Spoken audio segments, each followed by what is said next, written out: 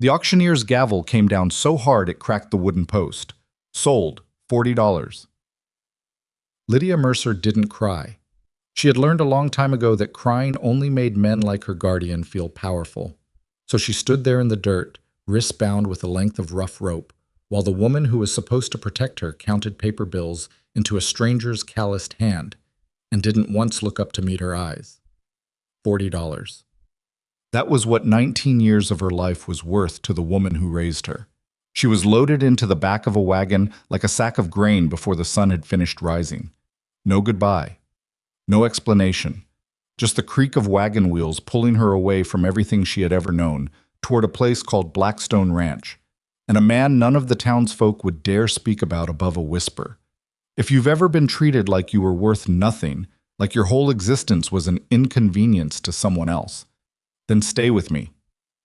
Because this story is about what happens when a person everyone underestimated decides, quietly, that enough is enough. Don't forget to subscribe to our channel so you never miss stories like this one. Hit that like button and drop a comment telling us what city or country you're watching from. I want to see just how far this story travels.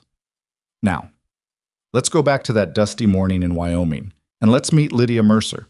The thing about being humiliated in public is that it doesn't always look dramatic. Sometimes it looks ordinary. Sometimes it looks like a woman in a brown dress and a sun-bleached bonnet, hands clasped in front of her like she's running a church raffle, standing beside a girl she once promised to protect, and selling that girl for the price of a mule. Margaret Holloway had been Lydia's legal guardian for 11 years. She had taken Lydia in after Lydia's parents died of fever on a wagon train heading west, when Lydia was 8 years old and small enough that you could see her ribs through her dress. Margaret had signed papers. She had spoken words in front of a county judge. She had accepted a monthly stipend from the Territorial Relief Fund, money meant to clothe and feed and educate the child now in her care. What she had actually done with that money was another matter entirely. By the time Lydia was 12, she was cooking every meal in the Holloway house. By 14, she was doing the laundry, the mending, the gardening, and keeping the household ledger. By 16, she had figured out that the ledger never quite added up, because Margaret had a habit of spending money on things she preferred not to discuss. Poker tables in the back room of Denny Fitch's saloon being the most expensive of those habits. Lydia had never said a word about it. She was not the kind of girl who picked fights she couldn't win. She had learned early that survival required a certain kind of stillness. You watched, you waited. You kept your thoughts behind your teeth, and you kept moving forward, because forward was the only direction that didn't lead somewhere worse. But Margaret's debts had finally caught up with her. That much was obvious on the morning of the auction. Lydia had been woken before dawn, told to wash her face and pin her hair, and handed a dress she hadn't seen before. Not out of kindness, she understood immediately, but because presentation mattered when you were selling something. She had stood in the yard behind Fitch's saloon with 4 other people. A man who owed back taxes on his property, 2 brothers who had signed contracts they couldn't fulfill, and a girl younger than Lydia, whose eyes were already blank in the way that meant she had stopped expecting anything good to happen. An informal arrangement, the kind of thing that happened in frontier territories where the law was thin and the distances were long and desperate people found desperate solutions. Margaret hadn't explained what was happening. She hadn't needed to. Lydia had put it together from the overheard conversations, the way Margaret kept glancing toward the alley where 2 men stood with their arms crossed, and the fact that Lydia's small trunk, everything she owned, had already been loaded into a wagon she didn't recognize. When the bidding started, it was brief. Most of the men present weren't interested in a girl who looked like she might argue. One rancher from the south end of the valley made an offer. A shopkeeper from Crestfall raised it slightly.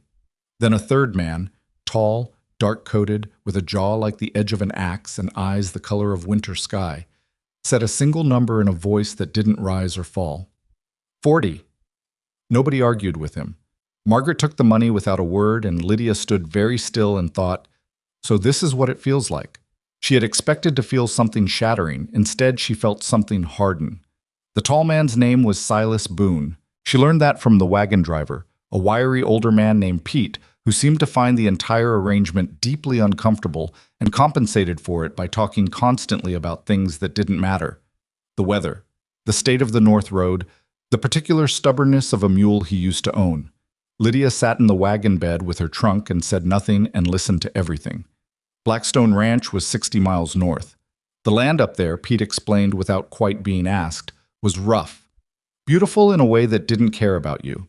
The kind of country that didn't apologize for being hard. Silas Boone had been ranching that land for 15 years.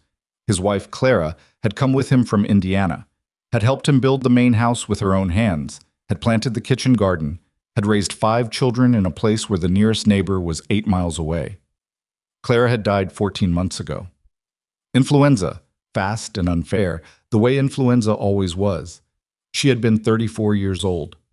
He ain't a bad man, Pete said, with the particular care of someone saying something that needed clarifying. He's carrying a lot. And the children are… He paused. It's a hard house right now, miss. I won't pretend otherwise. What am I supposed to do there? Lydia asked. Her voice came out steadier than she expected. Pete scratched the back of his neck. Help. With the house, the children, whatever needs doing. He paid for a year of your… He stopped again, swallowed. A year of your time. She let that sit without answering. They arrived at Blackstone Ranch as the sun was dropping toward the western ridgeline, painting everything the color of a bruise. The main house was bigger than she'd imagined.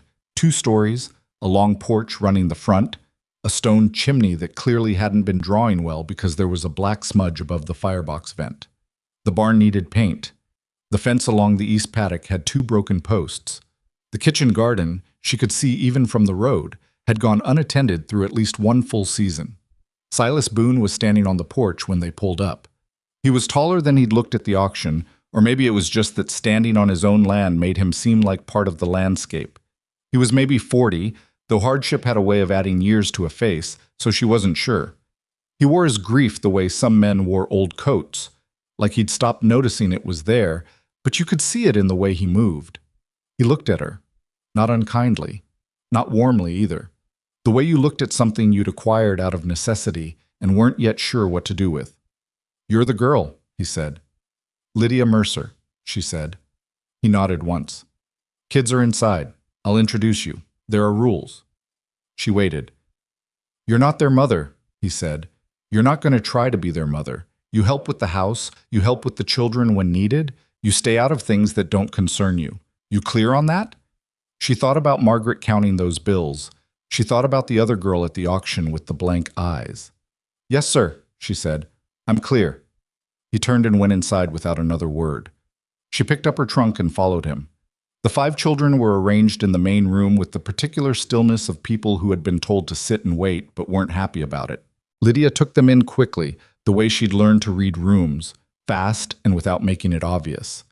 The eldest was a girl, maybe 16 or 17, with her father's jaw and her mother's eyes, or what Lydia assumed were her mother's eyes, because there was something in them that had clearly been watching Clara Boone and learning. Her name was Ruth, and the expression on her face when she looked at Lydia was not hostile.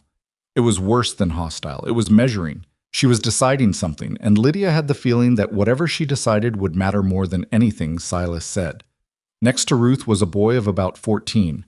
Thomas, Silas said, though the boy went by Tom and would correct you if you forgot, who had the look of someone who'd recently taken on responsibilities that were too large for him and had chosen to carry them anyway. His handshake, when Silas prompted it, was firm in the deliberate way of boys trying to seem like men. The 2 middle children were a girl of 10 named Hannah and a boy of 8 named Eli. Hannah had clearly been crying earlier and was trying to hide it. Eli watched Lydia with open curiosity, which she appreciated because at least it was honest. And then there was the youngest. He was sitting slightly apart from the others on a wooden stool near the fireplace. 5 years old, maybe 6. His name was Daniel. He had a thin scar along his jawline, old and faded, and he was watching her with enormous dark eyes that didn't blink often enough. When Silas said his name, the boy didn't respond. When Lydia said hello, he made no sound. Silas's jaw tightened almost imperceptibly. Daniel doesn't talk much, he said. She would learn later that Daniel hadn't spoken a single word since his mother died. That first night, Lydia slept in a small room off the kitchen that had clearly been used for storage. Someone had cleared out most of the boxes and put a cot against the wall and a candle on an upturned crate. It wasn't cruel. It wasn't kind. It was practical. And she understood practical. She lay on the cot and stared at the ceiling and thought about the $40. She thought about what it meant to be bought, about what it meant to be something that could be traded. And then she thought about what it meant to decide that those things, those transactions, those humiliations, those moments where other people got to assign your value, were not actually the truth of who you were. They were what had happened to her. They were not what she was. She made herself a promise that night, quiet and private, not the dramatic kind that gets made in front of witnesses, but the kind that you carry in the back of your chest like a coal that never quite goes out. She was not going to be broken by this place. She was not going to disappear into it. Whatever she found here, hostility, grief, chaos, cold, she was going to meet it straight on, and she was going to figure it out. She fell asleep before she finished deciding exactly what that meant. She was woken before 5 in the morning by the sound of something clattering in the kitchen, and when she pushed open the storage room door, she found Ruth standing at the stove with her arms crossed, waiting. "Breakfast is at 5:30, Ruth said. "Father and Tom have to be in the east pasture by 6. Hannah and Eli have lessons at 7. Daniel eats when Daniel decides to eat." Lydia looked at the cold stove, looked at Ruth. "Is there wood?" "There's always wood." "Where?" A pause. Something shifted in Ruth's expression, just barely, just for a second, like she'd expected a different reaction. "Back porch," she said, "behind the screen door." Lydia got the wood. It took her 20 minutes to get the stove going properly because the flue was partially blocked with what turned out to be an old bird's nest, and she had to spend several minutes with a long-handled poker clearing it out while smoke filled the kitchen and her eyes streamed and Ruth watched from the doorway without offering to help. She didn't say anything about the watching. When the stove finally caught and the air began to clear, she wiped her face with her apron and started on the biscuits. She wasn't a spectacular cook. She'd learned out of necessity, not pleasure. And her biscuits were the kind that were honest rather than elegant, solid and a little dense and reliably edible. But she made enough of them, and she found salt pork in the larder and fried it alongside. And when Silas and Tom came in from the early morning feeding, they sat down and ate without complaint. Daniel ate exactly 3 bites of a biscuit and then pushed the plate away and climbed down from his chair and went to stand by the window. Nobody said anything about it. Lydia watched him out of the corner of her eye. He was looking at something outside. She wasn't sure what. The yard was empty in the early morning light. After breakfast, Silas left without speaking to her. Tom followed him. Hannah and Eli went upstairs for their lessons, overseen by Ruth, who had apparently taken on the role of teacher in addition to everything else she was already carrying. Lydia was left alone in the kitchen with a pile of dishes and a house that clearly hadn't been properly cleaned in months. She started with the dishes.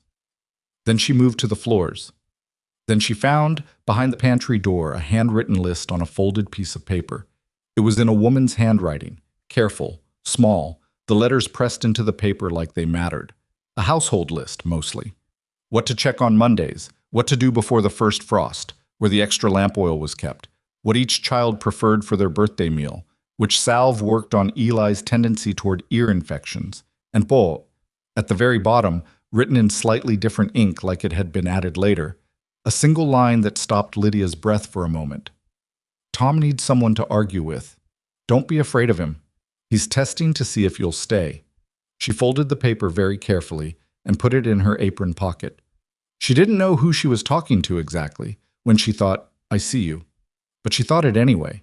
By midday, she had scrubbed the kitchen floor, cleared 2 months of ash from the second fireplace in the sitting room, fixed the loose hinge on the back door that had clearly been driving everyone silently insane, and started a pot of bean soup for the evening meal because the larder had more dried beans than anything else, and beans were honest food that didn't ask anything of you. Ruth found her in the sitting room, on her knees with a brush, working at something ground into the hearthstone. "What are you doing?" Ruth asked. "Cleaning." "I can see that. Why?" Lydia sat back on her heels. "Because it needed doing. We managed fine." She looked at the room around her, at the dust on the window ledge and the cobweb in the upper corner and the chair by the fireplace that had a tear in the upholstery that someone had started to mend and never finished. She said nothing. Ruth's jaw tightened. "You think we didn't." "I think," Lydia said carefully, "that you've been carrying a lot, more than you should have to. And I think you've done it without complaining, which takes more strength than most people give you credit for." She picked up the brush again. "I'm not here to judge what got done and what didn't.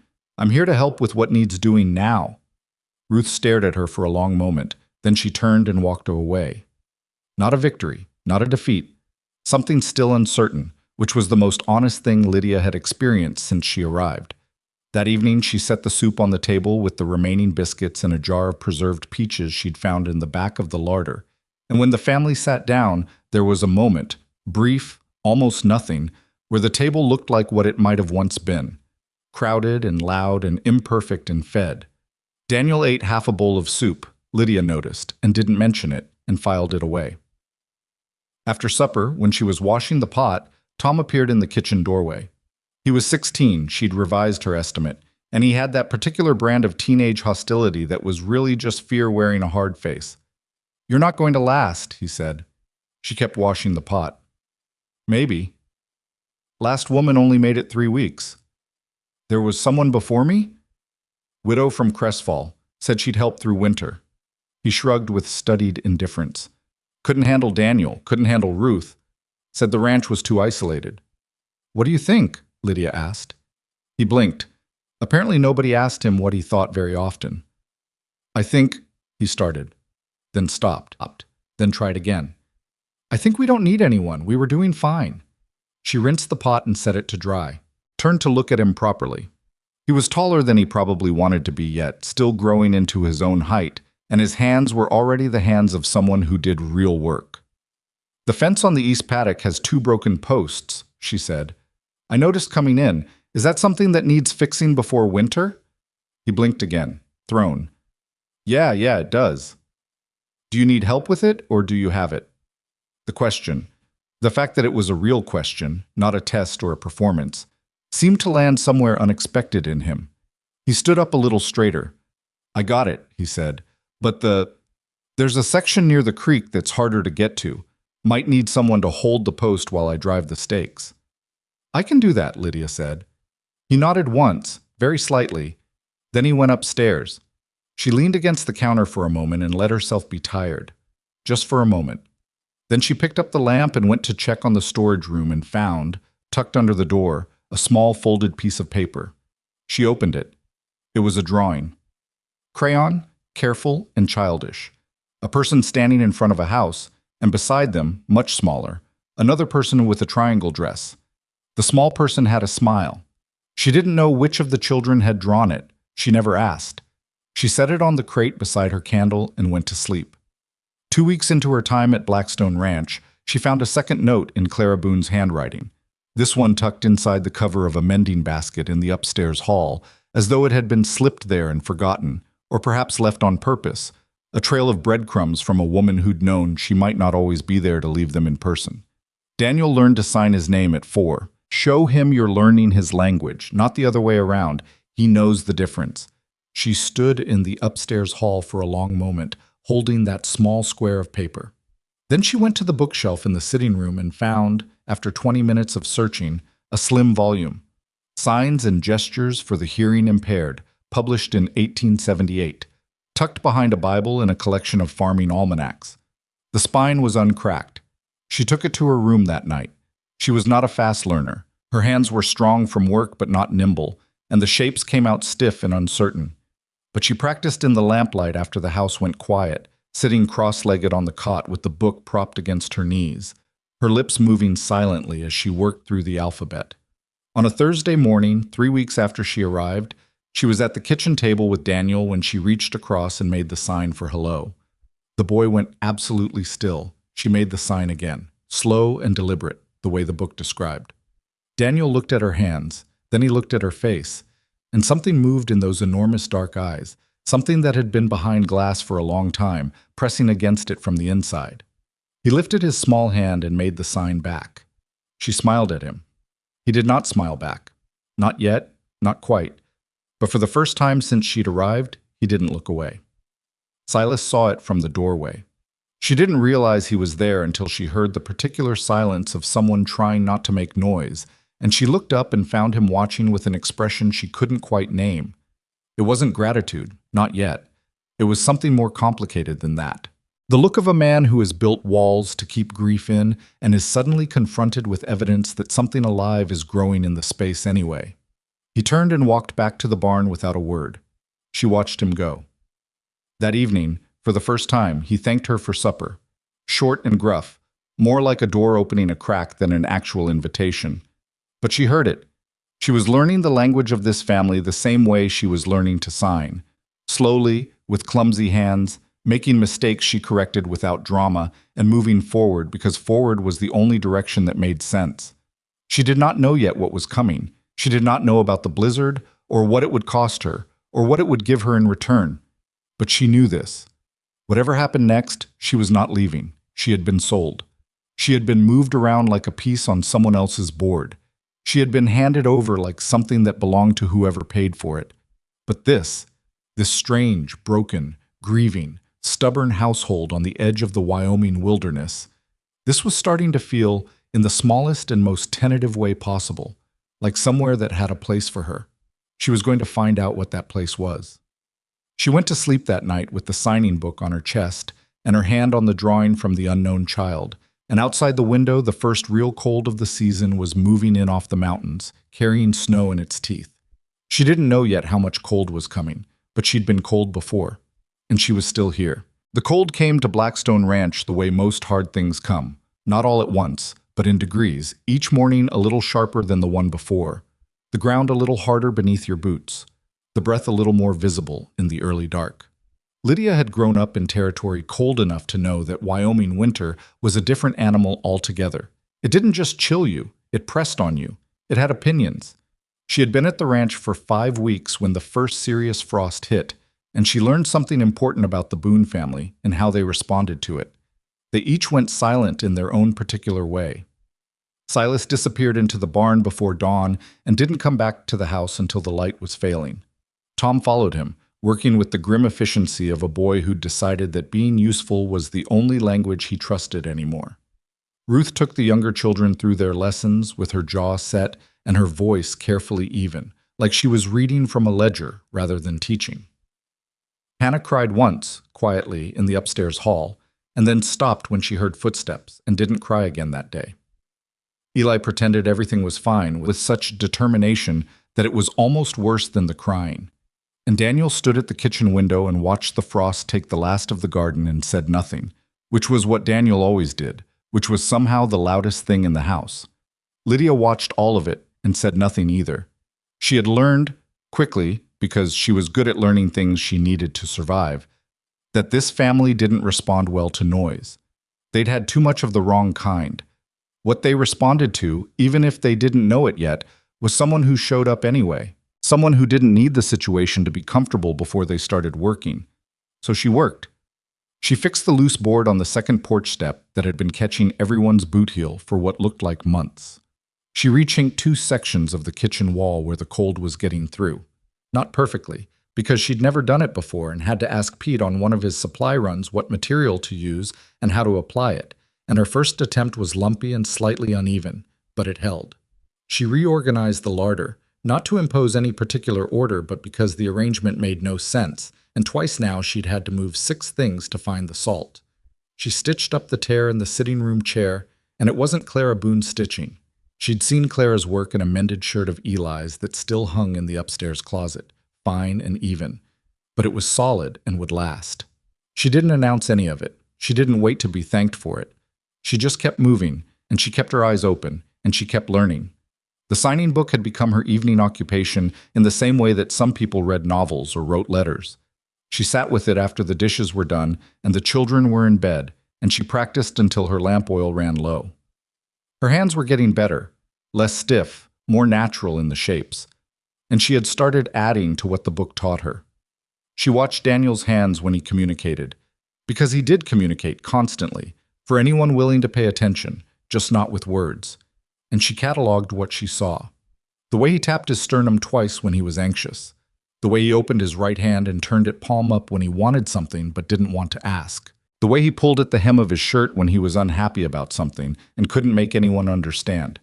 She started responding to those things directly without requiring him to translate them into a form she found easier. When he tapped his sternum, she moved closer and found something for his hands to do. A task, something simple, because she'd noticed that busyness helped him. When he opened his palm, she offered options instead of asking him to name what he wanted. When he pulled at his hem, she asked yes or no questions until she found the problem. It wasn't a system, it was just paying attention. But it was more than most people had given him since his mother died, and he felt the difference in the way that children feel things. Not as a thought, but as a shift in the temperature of the world. One morning in early November, she was peeling potatoes at the kitchen table, and Daniel climbed up onto the bench across from her without being asked. He sat there for a while, watching her hands. Then he reached across and touched the back of her left hand, barely, just the tips of his fingers, and made a sign she hadn't seen before. Both hands open, fingers spread, moving toward each other until they almost touched. She didn't know the sign. She reached for the book, which she'd taken to keeping on the kitchen shelf. She flipped through it slowly, watching his face for recognition, and when she reached a page near the middle of the volume, his eyes sharpened. The sign was for together. She sat with that for a moment. Then she made the sign back to him, carefully, both hands open, fingers spread, moving toward each other until they almost touched. Daniel looked at her hands. Then he looked at her face. And this time, very small and very quick, he smiled. She went back to the potatoes before she let herself feel anything about it, because she had learned that sentimentality had timing, and this wasn't the moment. But she felt it settle somewhere in her chest, warm and stubborn, like a coal that nobody was going to be able to put out. Ruth saw the exchange from the doorway. Lydia wasn't sure how long she'd been standing there. When Lydia looked up, Ruth turned and walked toward the stairs, and her face was the blank, composed face she wore when something had gotten through and she didn't want anyone to know it. That afternoon, Ruth came to find her while she was bringing in laundry from the line. The sheets had frozen stiff as boards and had to be carried rather than folded, and stood beside her and helped without preamble. They worked in silence for a minute. Then Ruth said, "Where did you learn to sign?" "Book," Lydia said. "In the sitting room, behind the Bible." A pause. "My mother ordered that book, before Daniel was born. She had a feeling," she said. Ruth picked up the last frozen sheet. She always had feelings about things. Lydia didn't say anything. She had learned that Clara Boone was something you didn't approach directly, like a light that was too bright. You had to come at it from the side, let your eyes adjust. "She left notes," Lydia said carefully, "around the house. I found a few." Ruth went very still. "Where?" "The pantry door, the mending basket upstairs." She hesitated. "I have them. I didn't know if you'd want them back." Something moved through Ruth's face that was complicated enough that Lydia couldn't name it. It wasn't grief exactly, or not only grief. It was the expression of someone who has been trying to hold a thing together for so long that the suggestion that they don't have to do it alone is almost more than they can take. "Yes," Ruth said, "I'd want them." Lydia gave her the folded notes that evening. Ruth took them upstairs without a word and didn't come back down that night, and Lydia heard nothing through the ceiling, not even crying. Whatever Ruth did with those notes was private, and Lydia let it stay that way. The next morning, Ruth came down for breakfast, and she was the same as she always was, composed, efficient, watchful, but she handed Lydia the coffee pot before Lydia reached for it, and that was something. Tom was a different problem entirely. He was not hostile exactly, after their conversation in the kitchen, but he was testing. That was what Clara's note had said, and Clara had been right, which Lydia was finding was usually the case. Tom tested constantly, in the small specific ways that teenagers test when they want to know if someone is going to stay, by being difficult about small things, by forgetting to mention things she needed to know, by showing up late to tasks they'd agreed to do together and watching to see if she'd complain. She didn't complain. She adapted. When he was late for the fence repair, she had already found a way to brace the post herself using 2 stones from the creek bed, which was clumsy and imperfect, but worked well enough that when he arrived and saw it, his mouth went sideways in a way that was almost involuntarily impressed. "That's not how you do it," he said. "I know," she said, "but it held until you got here."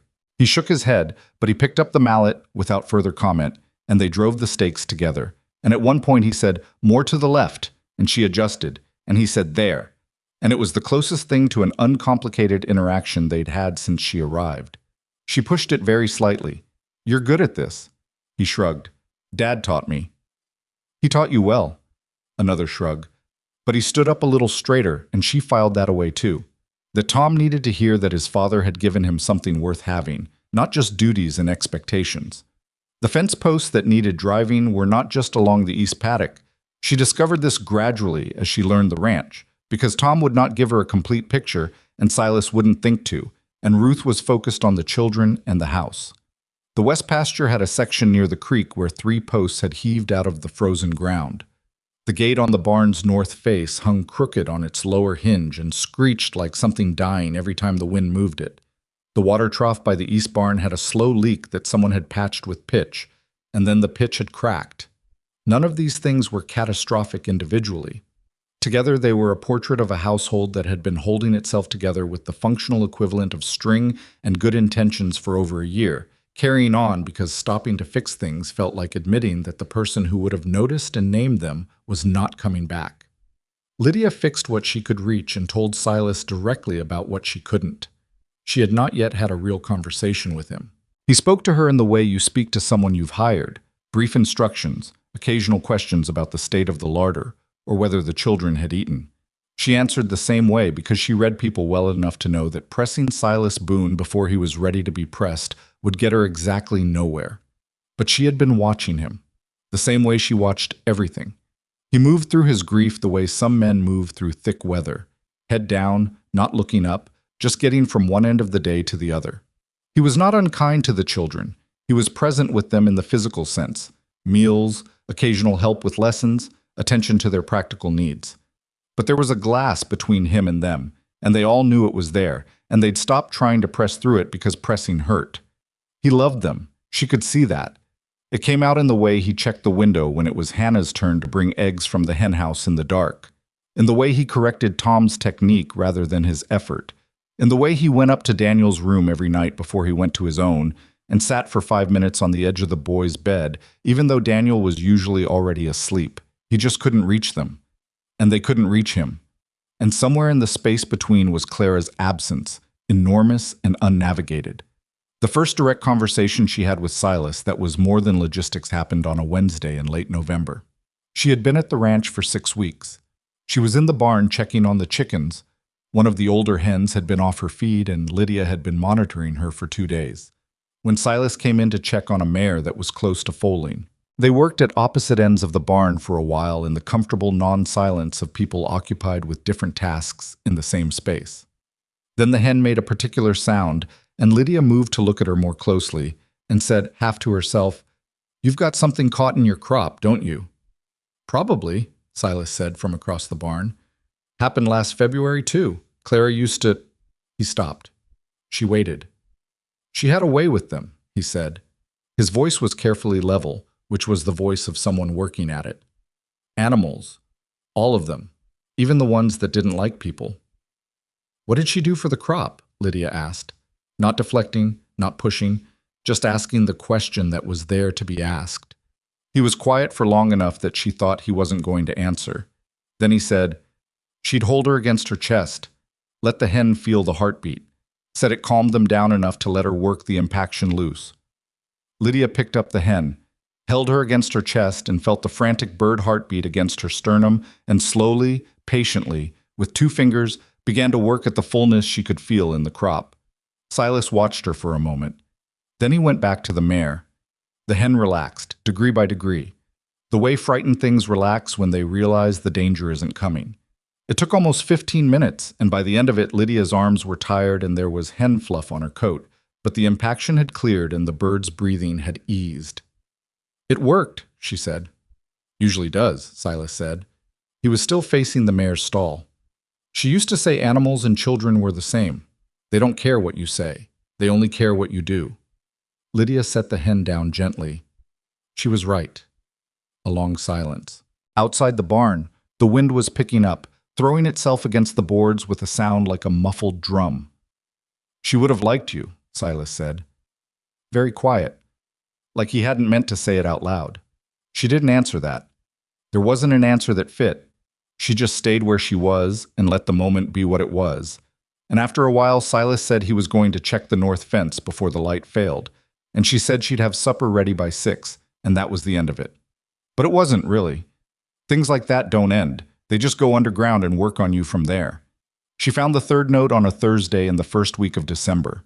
This one was tucked inside the frame of the kitchen window, between the wood and the sill, so deep that you'd only find it if you were cleaning behind things. The paper had been there long enough that it had gone soft at the edges.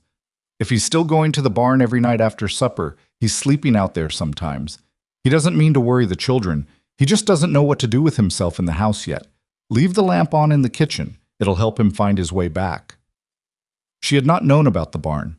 She'd had no reason to go there in the evenings. By the time supper was cleared and Daniel was settled and the other children were in their rooms, she was occupied with her own tasks in the kitchen and storage room. She thought about Clara Boone writing that note, a woman who knew her husband well enough to know he would grieve by disappearing into work, and who had prepared for it from, she didn't know, from illness maybe, from some intuition of how things might go. Clara had not had enough time, and she'd known it, and she'd spent what time she had leaving breadcrumbs. That night, Lydia left the kitchen lamp on when she went to bed. She was not awake to see whether it mattered, but in the morning, the lamp had been turned down, not out. Turned down the way you'd turn it down from inside the kitchen. And there were boot prints on the kitchen floor, large ones, damp from the cold. She cleaned the floor without mentioning it. She left the lamp on again that night, and the night after, and every night after that, and she never said a word about it to anyone. Hannah came to her on a Sunday afternoon with a piece of mending she said she didn't know how to do, a tear in the seam of her winter coat that had spread to the point where patching wouldn't be enough. She needed the seam resewn, which required someone to hold the coat in a particular way while the other person worked the needle. Hannah could have asked Ruth. She came to Lydia instead. They sat at the kitchen table, Hannah holding the coat exactly as directed, and Lydia working the seam, and for a while there was nothing but the sound of thread pulling through wool and the stove ticking against the cold. "Did you have a mother?" Hannah asked. The way 10-year-olds ask things, directly, without realizing the question might have edges. "My parents died when I was 8, Lydia said, on the road west." "Who took care of you?" "A woman named Margaret." She kept her eyes on the seam. "She wasn't... It was complicated." "Was she mean to you?" She considered the question carefully. "She wasn't kind," she said finally. "But I learned things from the experience that turned out to be useful." Hannah thought about that. "What things?" "How to cook," Lydia said. "How to keep a house. How to read people's faces. How to be quiet when quiet is what's needed." She paused. "How to figure out what I actually wanted by spending enough time around someone who didn't care about that at all." Hannah was quiet for a minute. Then she said, "I miss my mama." "I know you do," Lydia said. "Do you miss yours?" "I never knew her well enough. She died when I was still young enough that most of what I have are feelings, not memories. But yes." She tied off the thread. "In a way that doesn't have a shape yet. Does that make sense?" Hannah looked down at her coat. "I don't want to forget her face," she said. "Mama's face. I'm scared I'm going to forget it." Lydia put the needle down. She looked at Hannah for a moment, and then she said, "Do you know where your father keeps the box from the upstairs closet shelf? The wooden one." Hannah nodded slowly. "Ask him to open it sometime. I'd wager there's a photograph in there.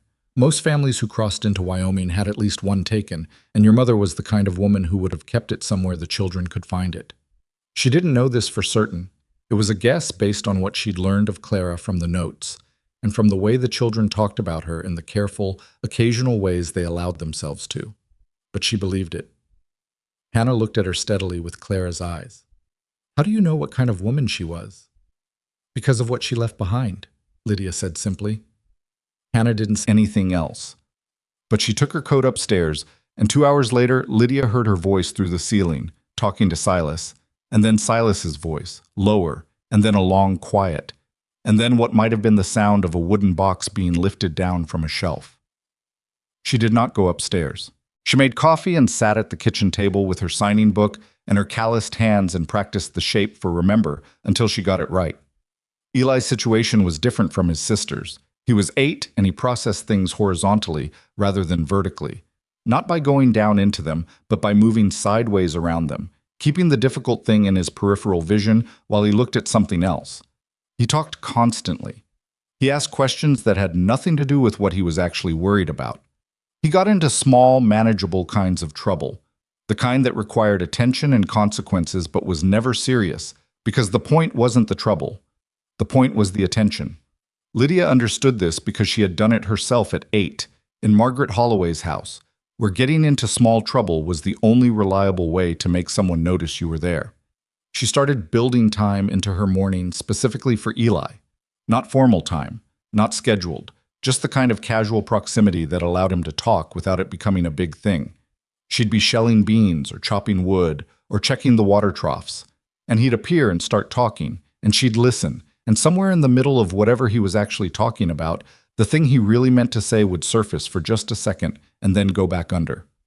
One morning, he was helping her carry feed to the chickens, helping being a somewhat generous term since he was mostly carrying one bag to her 3, and he said, entirely out of nowhere, "Pete says that before you came, Dad was going to sell the ranch."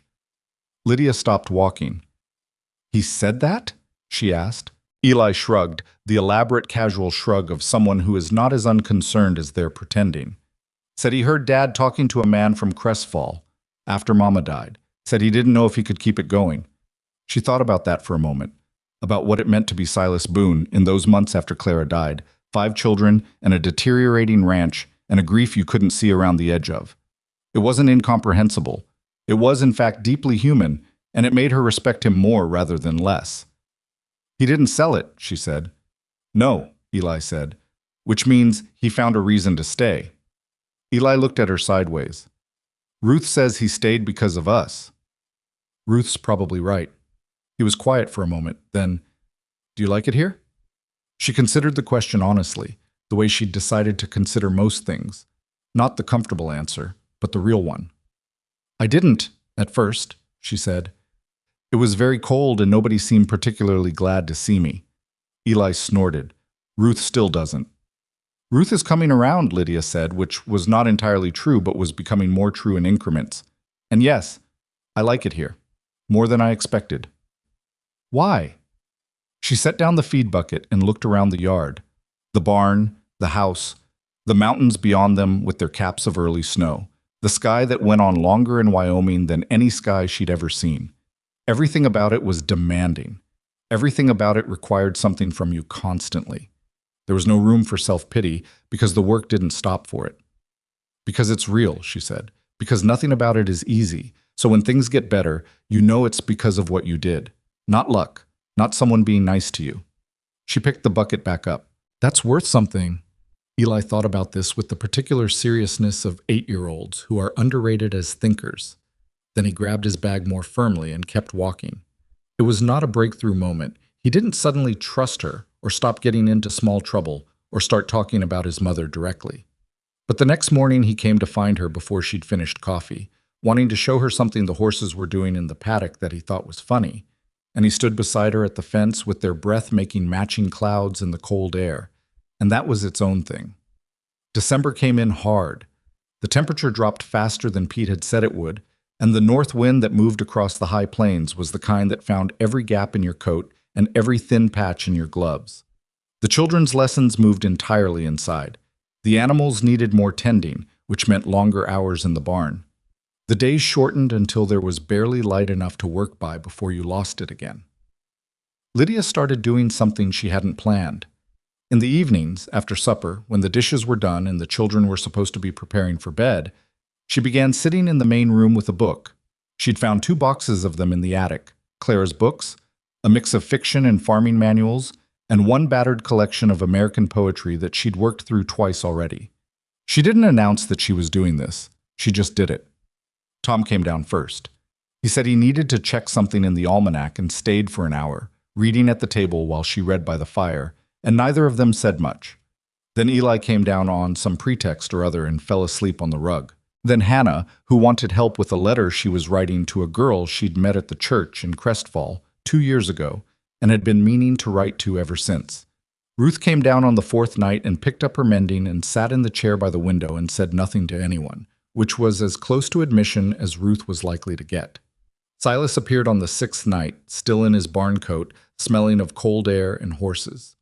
He stopped in the doorway and looked at the room. Children spread across various surfaces, Lydia on the settee with her book, the fire throwing light across all of it. with an expression she hadn't seen on him before. She couldn't quite name it then. Later, she would understand it as the look of a man who had been afraid that something was gone forever and is confronted unexpectedly with evidence that it isn't exactly gone. It's just different, changed, present in a different shape than it used to be. He didn't come in. He turned and went upstairs. But the next night he came and sat in his chair by the fire, and he didn't say anything for most of the evening, but when Eli woke up on the rug and was confused about where he was, it was Silas who picked him up and carried him upstairs. And when he came back down and Lydia looked up from her book, he said, "He always did fall asleep wherever he sat, even as an infant. Clara said it was a sign of a clear conscience." "He has the sleep of someone who's tired himself out every day," Lydia said. Silas made a sound that was almost a laugh. Not quite, but almost. It was December 14th. She had been at Blackstone Ranch for 11 weeks. Daniel had learned 15 signs that she'd taught him and had taught her 6 in return. Ruth had begun asking her opinion on the children's lessons, not taking it necessarily, but asking. Tom had stopped testing her in the obvious ways and moved to subtler ones, which she took as progress because the subtle ones implied he thought she might actually be smart enough to require more sophisticated testing. Hannah had found the photograph. She'd been right about the photograph. It was in the wooden box, Clara in her wedding dress with young Silas standing beside her, and a look on her face of someone who knows exactly what she's getting into and has decided it's worth it. And she'd put it on the windowsill in her room where she could see it in the morning light. And Eli had started calling her by her first name, unprompted. Not Miss Mercer, just Lydia. Simple and direct, the way Eli did everything. None of them called her anything else yet. She was not under any illusion about what she was to this family. An employee, a practical solution to a practical problem. Someone who had been purchased and had made herself useful in ways that had exceeded expectations. She was not their family. She was not their mother. She was not whatever might be happening around the edges of her evenings by the fire. Anything to Silas Boone beyond someone who kept his house running and had taken his silent youngest son and given him a language to live in. She knew all of this. She was not romantic about it.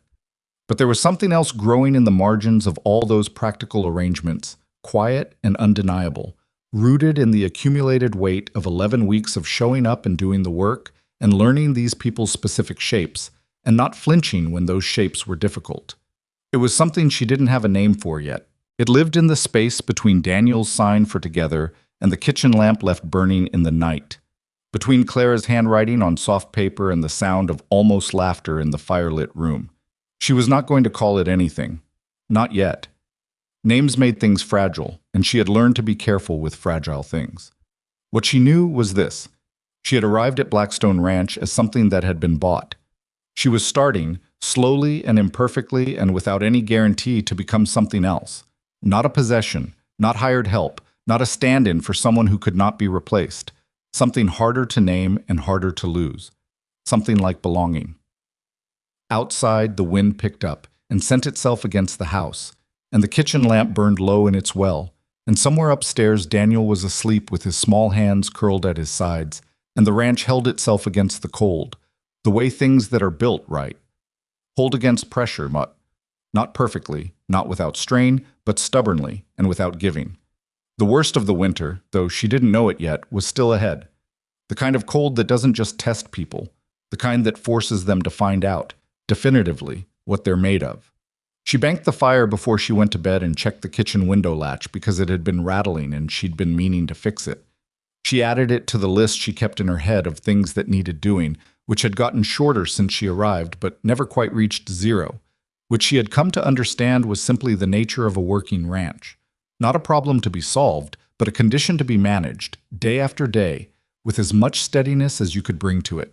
She was getting good at steadiness. She was going to need it. The window latch she'd been meaning to fix gave out on the morning of December 19th. She was in the kitchen when it happened.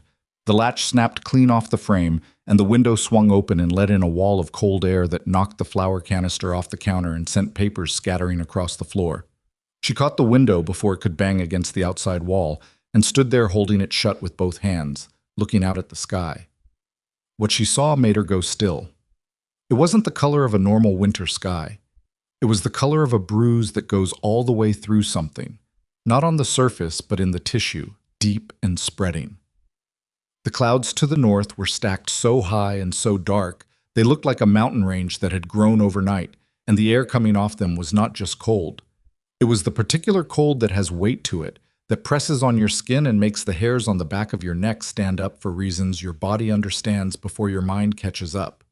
Pete had come by 2 days earlier on his monthly supply run, and he'd said something while unloading the wagon that she hadn't paid quite enough attention to at the time. Keep an eye on the north sky around the 20th. Talked to a trapper coming down from the high country, and he said the pressure up there is something he's never felt before. Could be nothing. Could be something real bad. She'd nodded and kept unloading and filed it under the category of things to monitor, the way she filed most things. She hadn't told Silas because Pete said things like that fairly regularly. The frontier ran on weather warnings the way other places ran on gossip. And most of them amounted to a hard few days, and then it cleared. Looking at that sky now, she thought she should have told him. She wedged a piece of split wood under the window frame to hold it shut and went to find Silas. He was in the east barn checking on the mare, who had foaled 10 days ago. A good foaling, uncomplicated, a solid bay colt that Tom had already named Reuben against Silas's mild objection that you didn't name working horses. The colt was on his feet and nursing well, and Silas had been checking on him every few hours with the focused attention of a man who understood that the early days were when you could lose them. "Storm coming," she said from the barn door. He looked up from the stall. "Weather always coming this time of year." "Not like this." She stepped inside and described what she'd seen: the sky, the color, the way the air felt, Pete's warning from 2 days back. He was quiet for a moment. He straightened up from the stall and walked to the barn door and stood beside her and looked north. She watched his face rather than the sky, because she'd already seen the sky and his face was telling her things. His jaw tightened. Something behind his eyes shifted from the focused calm of a man occupied with his work to the sharper, narrower attention of a man recalibrating. "How long ago did it look like that?" he asked. 20 minutes? Maybe 30? It's moving." "Fast?" "Faster than I'd expect." He was already moving, back into the barn, calling for Tom, his voice carrying the particular flat urgency of someone who isn't panicking but is not wasting time either. Tom appeared from the loft where he'd been repairing a section of hay storage, 6 loose boards under his arm, and Silas said, "Storm, drop those. We need the animals in, all of them, now. And the water troughs need breaking. The ice is probably thin on the south trough, but it'll seal solid in an hour if this hits the way it looks like it might." Tom dropped the boards without a word and was already heading for the paddock. Lydia went back to the house without being asked to and told Ruth, who received the information with the same flat efficiency she brought to everything, and immediately began moving the younger children through a checklist that told Lydia she'd done this before. Extra firewood from the back porch to beside the stoves. Water pitchers filled from the pump now, while the pump was still working. Blankets brought down from the upstairs cedar chest. Lamp oil accounted for. "We've got enough food?" Lydia asked.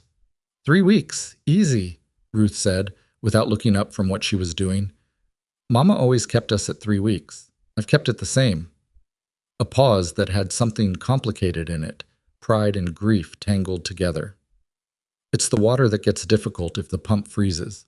We have buckets, but it's not enough for the animals." "Your father knows that," Lydia said. Ruth nodded. "He'll have brought snow in already. He knows."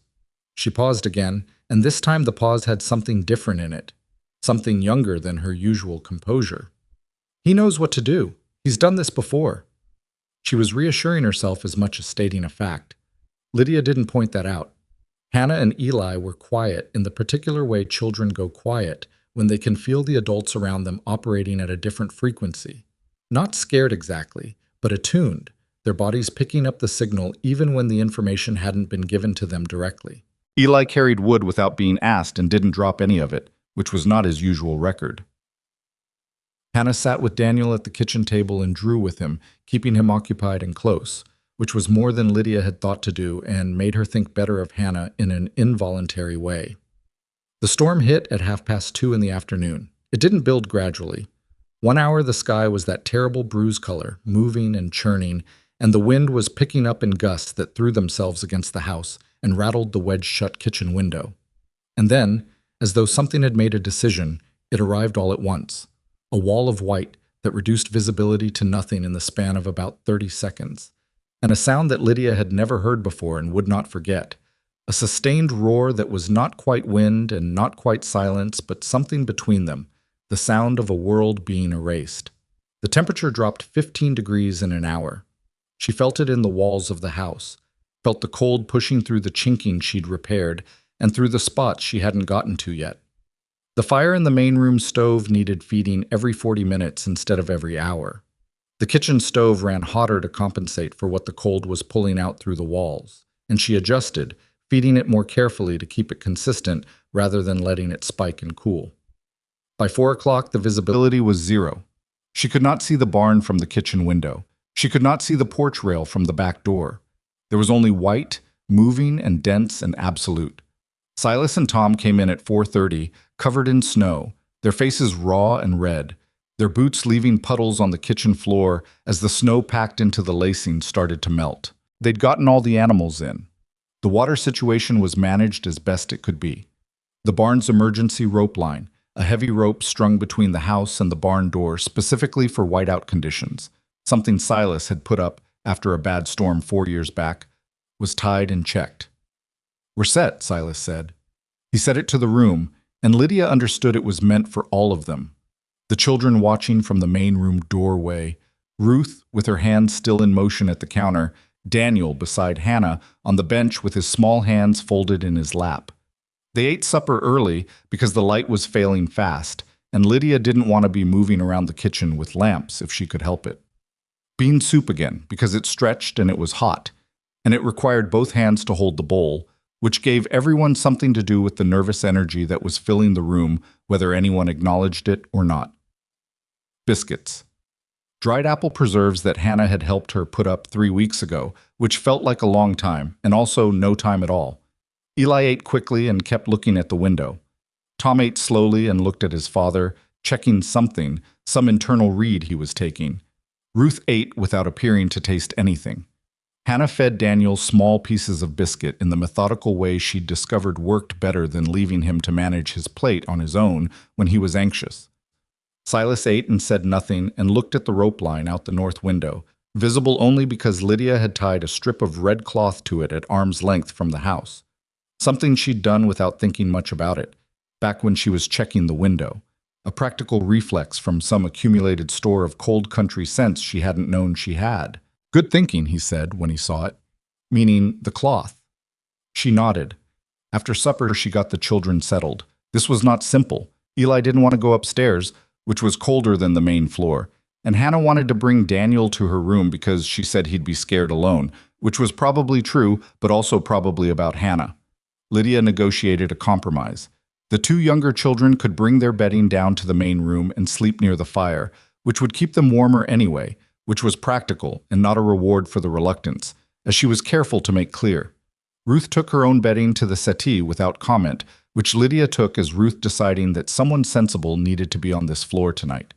She didn't say anything about it because telling Ruth she was right about things tended to make Ruth immediately suspicious of the observation. Tom said he was going to check on the animals. "No," Silas said, simple and flat. Tom opened his mouth. "The rope's there if we need it," Silas said. "We don't need it yet. You stay in." Tom's jaw set in the way it did when he disagreed, but was choosing not to push it.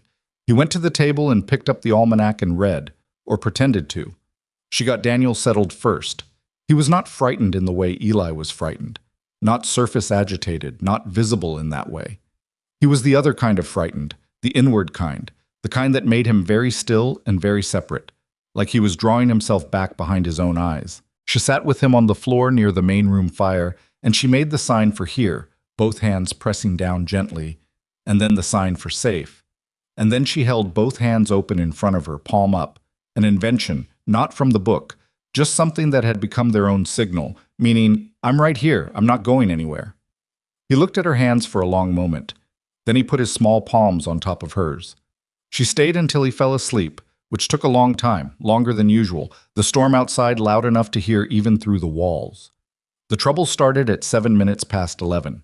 She knew the time because she'd been awake. She'd been unable to sleep, too conscious of the house, the cold, the sound of the storm working at the structure like something looking for a way in.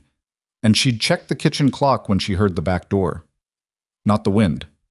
The door. The specific sound of the latch being lifted. She was up before she'd finished thinking about it, out of her cot and into the kitchen in her socks, and the heavy wool overskirt she'd kept on as an extra layer, and she got to the back door in time to see it swinging shut, cold air still moving through the kitchen in the door's wake. She looked through the window. Nothing but white. She looked at the hook where the children's coats hung. Eli's coat was gone.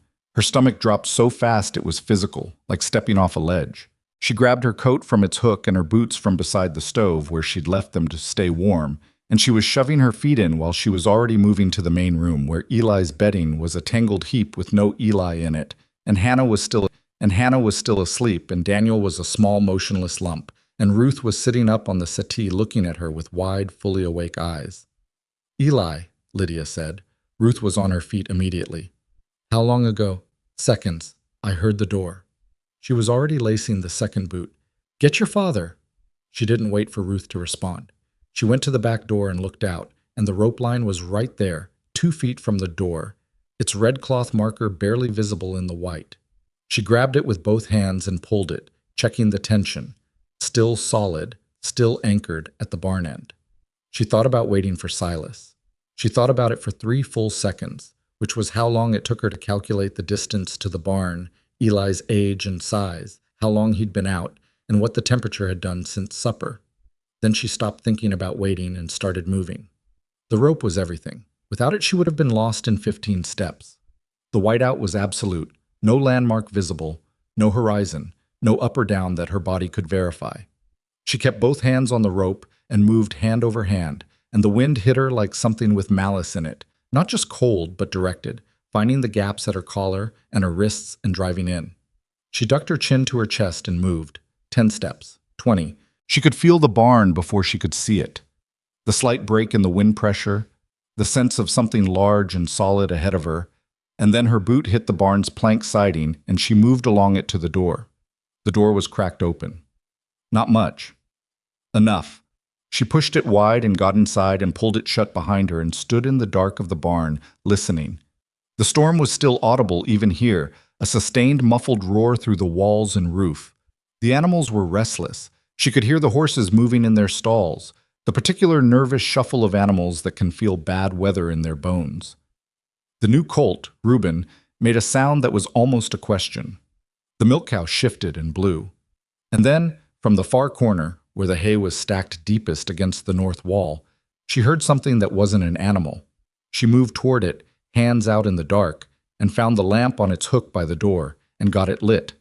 Her hands were already going numb, and it took 3 tries with the flint.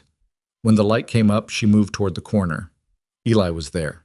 He was curled on his side in the hay, his coat pulled up around his ears, and he was shivering so hard she could see it from 6 feet away. The kind of shivering that is the body's last-ditch effort. The kind that means the cold has gotten deep enough that the muscles are doing everything they know how to do. Beside him, pressed against his chest and equally shivering, was the bay colt. He had come to check on Reuben. That was what she understood immediately, looking at him. He'd been awake and worrying about the colt, and he'd decided, with the 8-year-old logic that didn't account for storms or distances or how fast temperature could kill you, to go check. She crossed the hay in 4 steps and got down beside him and put her hands on his face. His skin was too cold. Not frostbitten, she didn't think. She felt his ears and his nose, and they were painful cold, but not the deadened cold that meant tissue damage, but too cold for a small body to be out in any longer. "Eli," she said, "look at me." He looked at her. His teeth were chattering so badly she could barely read his expression. Reuben. Reuben is fine," she said. "Reuben is going to be fine. I need you to get up for me." "I was just going to check." "I know." She got an arm under him. He was heavier than she expected, or she was colder than she'd realized, but she got him up and got him moving toward the door. "We're going back to the house. Right now. Lean on me." He leaned. They made it to the barn door and she got it open against the wind, which fought her for it. She had to brace and shove with her shoulder. And then they were outside and she grabbed the rope line and said, "Hold on to me, don't let go." And he wrapped his arms around her waist from behind and she started moving. She did not let herself think about much on that walk back. She thought about the rope. She thought about keeping her feet under her. She thought about the warmth of the kitchen stove and the distance to it in practical terms. 40 feet, 35, 30. She counted steps and converted them to feet and moved forward. Eli stumbled twice. She caught him twice. The second time she nearly went down herself, her knee hitting the frozen ground, pain shooting up her leg, and she made a sound that was mostly just air pushed through her teeth, and she got back up and kept moving. The back door of the house opened before she reached it. Silas was there, lamp in hand, his face a thing she didn't have the attention to interpret in the moment. He reached past her and grabbed Eli with both arms and pulled him inside, and Lydia came through the door after them, and somebody pushed it shut behind her, and she stood in the kitchen and let herself breathe. The kitchen was very warm after the outside. Her body didn't understand it for a few seconds. Her skin kept reading cold even with the stove 3 feet away, the way the nerve signals lagged behind the actual temperature. She stood and breathed and watched Silas work on Eli. He had the boy's coat off already and was wrapping him in the kitchen blanket that lived on the peg by the back door, pressing the blanket tight, rubbing the boy's arms through the wool. "His ears," she said. "Check his ears and his nose. I don't think it's frostbite, but—" "I see it," Silas said. His voice was completely flat, which she knew by now was what Silas sounded like when he was frightened. "Go sit down." "I'm fine. You're shaking," he said. "Sit down." She sat down. She hadn't noticed the shaking. Ruth appeared with hot water wrapped in a cloth. Not boiling, warm, the right temperature, which meant she'd already been thinking about this, and pressed it against Eli's hands. Hannah was in the doorway with Daniel behind her, Daniel with both hands pressed flat against his sternum, watching his brother with eyes that were too large. "He's all right," Lydia said to Daniel specifically. She made the sign, both palms pressing down gently. "Here. Safe." "He's cold, but he's all right." Daniel looked at her hands. Then he looked at Eli, bundled in the blanket with Ruth crouched over his hands and Silas checking his face. Then he went to Eli and sat down directly beside him on the floor, pressed his small body against his brother's side, and stayed there. Eli looked down at him. "Hey," he said, his teeth still chattering. "Hey, Dan." Daniel made no sound. He just stayed where he was, pressed against Eli's side, warm and small and absolutely certain. Nobody moved him. Nobody said anything about it. Silas checked Eli's ears and fingers and nose and came up with a verdict of cold but intact, no real tissue damage, and some of the flat, frightened quality went out of his voice when he delivered it. He gave Eli hot broth. There was always broth. Lydia kept a pot of it going through the worst of winter, and made him drink it slowly, and Eli drank, and the shivering began to ease, and gradually he became more himself, which in Eli's case meant he started to look guilty. "I was worried about Reuben," he said, smaller than usual. Silas looked at his son for a long moment. "I know. I know what you thought." He set the broth pot down and sat back on his heels. "We will talk about this tomorrow. Right now you're going to drink that and go back to sleep." "Is Reuben—" "Reuben is fine, Eli. The animals are all fine. That's what the barn is for." He said it without anger, but with a weight that was its own kind of correction. "They're built for this better than you are." Eli nodded, said nothing else. He leaned against Daniel's warmth and drank his broth. Silas stood up. He moved to the back window and looked out at the storm, which was still going, still absolute. There was no sign of it easing. Then he turned and looked at Lydia, and the look on his face was not the one she'd expected. She'd expected the particular expression of a man checking that a hired hand hadn't gotten herself injured on his property. Professional concern with a practical edge. That was the appropriate response under the terms of their arrangement. That wasn't what was on his face. What was on his face was harder to classify. It was the look of a man who has seen something and doesn't quite know what to do with it yet. She'd gone into that storm for his son. She'd gone hand over hand on a rope through a whiteout for a boy who wasn't hers, who hadn't been particularly kind to her, who was 8 years old and had done something very stupid out of a good impulse. She'd done it without hesitation and without being asked. "Your knee," he said. She looked down. There was a tear in her skirt at the knee, and beneath it she could see the dark stain of blood where she'd gone down on the frozen ground. "It's fine," she said. "Let me look." "Silas, let me look," he said again. Not a request exactly, but not a command either. Something in between that she didn't have a name for. She let him look. It was a bad abrasion, deep enough that it had bled and bled more in the cold rather than clotting, but nothing structural. He cleaned it with the same kit he'd used on Tom's hand 2 months back when Tom had caught it on a fence wire, and he worked carefully and didn't apologize for the part that hurt, which she appreciated. When he was done, he sat back and they were both quiet for a moment with the storm outside and the house settled around them and Eli breathing evenly near the fire with Daniel still pressed against his side.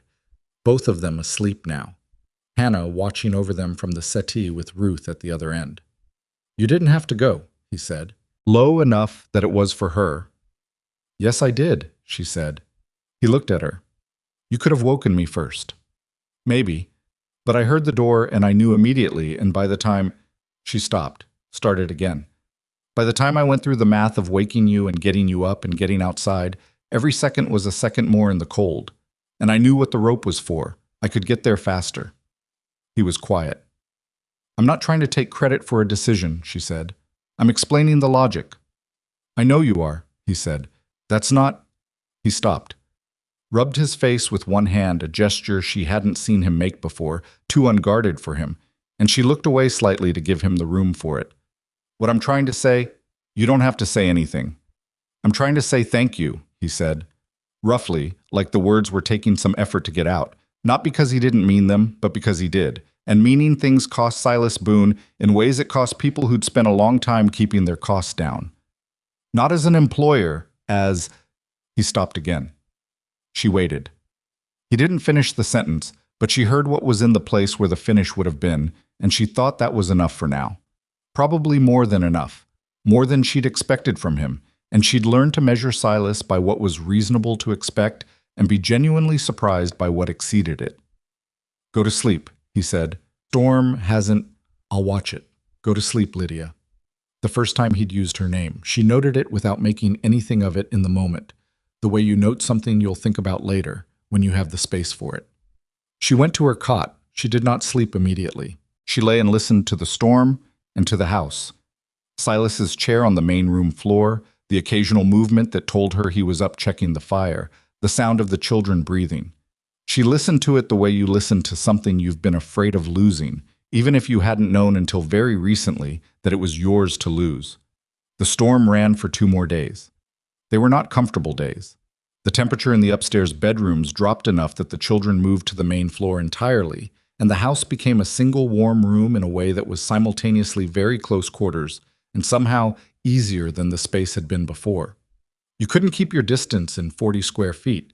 You couldn't maintain formality when you were sleeping 6 feet from someone and negotiating the use of the wash basin by order of age and urgency. Tom read aloud from the almanac the first night. Purely informational, he was clear about this. He just thought people should know the projected weather patterns. He wasn't doing it for entertainment. And Eli corrected him twice on pronunciations, and Tom didn't actually lose his temper about it, which Ruth remarked on later to Lydia in a tone of genuine amazement. Lydia taught Hannah 3 card games she'd learned from the farmhands at a place she'd stayed when she was 12, of doubtful educational value but high entertainment return. Hannah taught Eli, who cheated, which led to a dispute that occupied a solid hour and required adjudication. Ruth adjudicated with her characteristic lack of sentimentality and an eye toward pure fairness that Lydia had come to think of as one of Ruth's most underrated qualities. Daniel played too, with his own modifications to the rules that nobody questioned because the modifications seemed reasonable, and also because Daniel chose his moments, and when he chose to participate, everyone understood implicitly that you accommodated. Silas sat with them. He played 1 hand of cards and lost badly and retired to the almanac, but he stayed in the room. That was the thing. He stayed in the room. On the second evening of the storm, Eli, recovered, warm, and apparently unburdened by the memory of nearly freezing to death 2 nights prior, said, "Tell us something, Lydia. Something from before." She looked up from the cards. "Something from before what?" "Before here. From when you were a kid." The room got slightly quieter in the way rooms get quiet when someone asks a question everyone wants to know the answer to, but nobody wanted to be the one to ask. She thought about what to tell them. She had not talked about herself much. She'd learned early that talking about yourself too much in a new situation was a way of making people uncomfortable, of taking up space that wasn't clearly hers yet. But the storm had rearranged the space, and Eli was looking at her with the direct, uncomplicated curiosity of a boy who'd recently had a brush with dying and come out of it with an appetite for information. "When I was about your age," she said, "I spent 3 weeks one summer working on a farm outside of Mill Haven because Margaret owed a debt to the family that ran it. They had a bull, the meanest animal I've ever encountered in my life, before or since. He had a particular hatred of women, which is more specific a prejudice than you'd expect from a bull, but there it was. He got out of his pen one afternoon when I was crossing the yard and chased me the entire length of the property." Eli was already grinning. "I went over a fence I had no business going over," she said, "got through a field, went over a second fence, and ended up in the pond at the far end of the south pasture. In my good dress. In July." Hannah's hand went over her mouth. "What happened to the bull?" "He stopped at the edge of the pond and looked at me for about 30 seconds and then turned around and went back to his pen. Entirely satisfied. He'd made his point." She paused. "I had to walk back to the farmhouse in a wet dress in front of the entire family at supper time. The father was very kind about it. His wife was less so." Tom was laughing. Actually laughing. Not the careful, one-sided thing that was his version of amusement, but a real laugh. The kind that surprised him into it. It changed his face completely.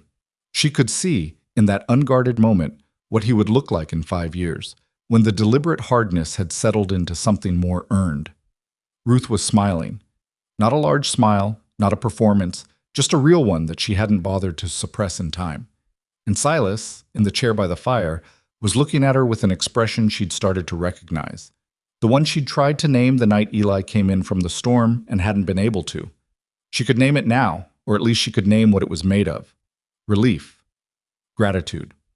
Something that wasn't yet ready to be called what it was actually becoming, but was working in that direction with the slow, unstoppable patience of something that knows it has time. She didn't look away from it. She met his eyes, and then she looked back at the children and said, "Who's dealing?" And the game resumed, and the storm kept going outside, and the ranch held. On the morning of December 22nd, the wind dropped. Not all at once. It backed off in stages, the sound fading from that sustained roar to something intermittent, gusts rather than a wall. And by noon, the sky had that particular washed-out clarity that follows a major storm. The temperature was still brutal. The snow was deep enough to make the yard unrecognizable. The shapes of familiar things made strange by what had been added to them. But it was quiet, and the light was back, and the world had a surface again. Silas and Tom went out to check the livestock and the barn and the fences. Lydia went with them because there was work, and because she'd been inside for 2 days, and because the knee was stiff but functional. The cold hit her face when she stepped off the porch, and she breathed it in, and it was the specific cold of after, not of during, clean and sharp rather than savage. The animals were all right. The barn was all right. The north fence had taken damage, 3 posts down in the far section, the wire tangled, and the water trough in the east paddock had frozen solid despite the precautions, but these were manageable problems. Things that could be fixed. Tom surveyed the fence damage with a practiced eye and said they could get it done in 2 days if the temperature came up enough to work the frozen ground, and Silas said he thought it would. Standing in the yard with the snow deep around her boots and the sky gone that clean pale blue of after-storm Wyoming and the ranch spread out in every direction, damage and all, Lydia felt something she hadn't felt in a long time, like she was exactly where she was supposed to be. Not as a transaction, not as an arrangement, not as $40 changing hands in the dirt behind a saloon in a territorial town that didn't know her name. Just here. Standing in the snow in someone's yard knowing that the soup would need starting and the children would need feeding and the knee would hurt for a week and the fence would take 2 days minimum. Knowing all the difficulty of it, the full uncurated weight of what this life asked of a person every single day. And wanting it anyway. The thing about that recognition was that it didn't feel romantic. It didn't feel like an arrival. It felt like something settling, like a post being driven correctly into solid ground, the kind that holds because it's in the right place, rather than just because it's deep enough. She walked back to the house. She started the soup. She heard the children coming awake upstairs, Hannah's voice and Eli's, Daniel's deliberate footstep on the third stair that always creaked. She heard the back door and Silas's boots on the kitchen floor, and she heard him pause by the stove the way he always did. She'd come to recognize the small sounds of him without meaning to, the way you learn a house by its specific creaks and its particular silences. He said, "Smells good." "It'll be ready by noon," she said. A pause. She didn't look up from the pot. "Lydia." She looked up. He was standing with his hat in his hands.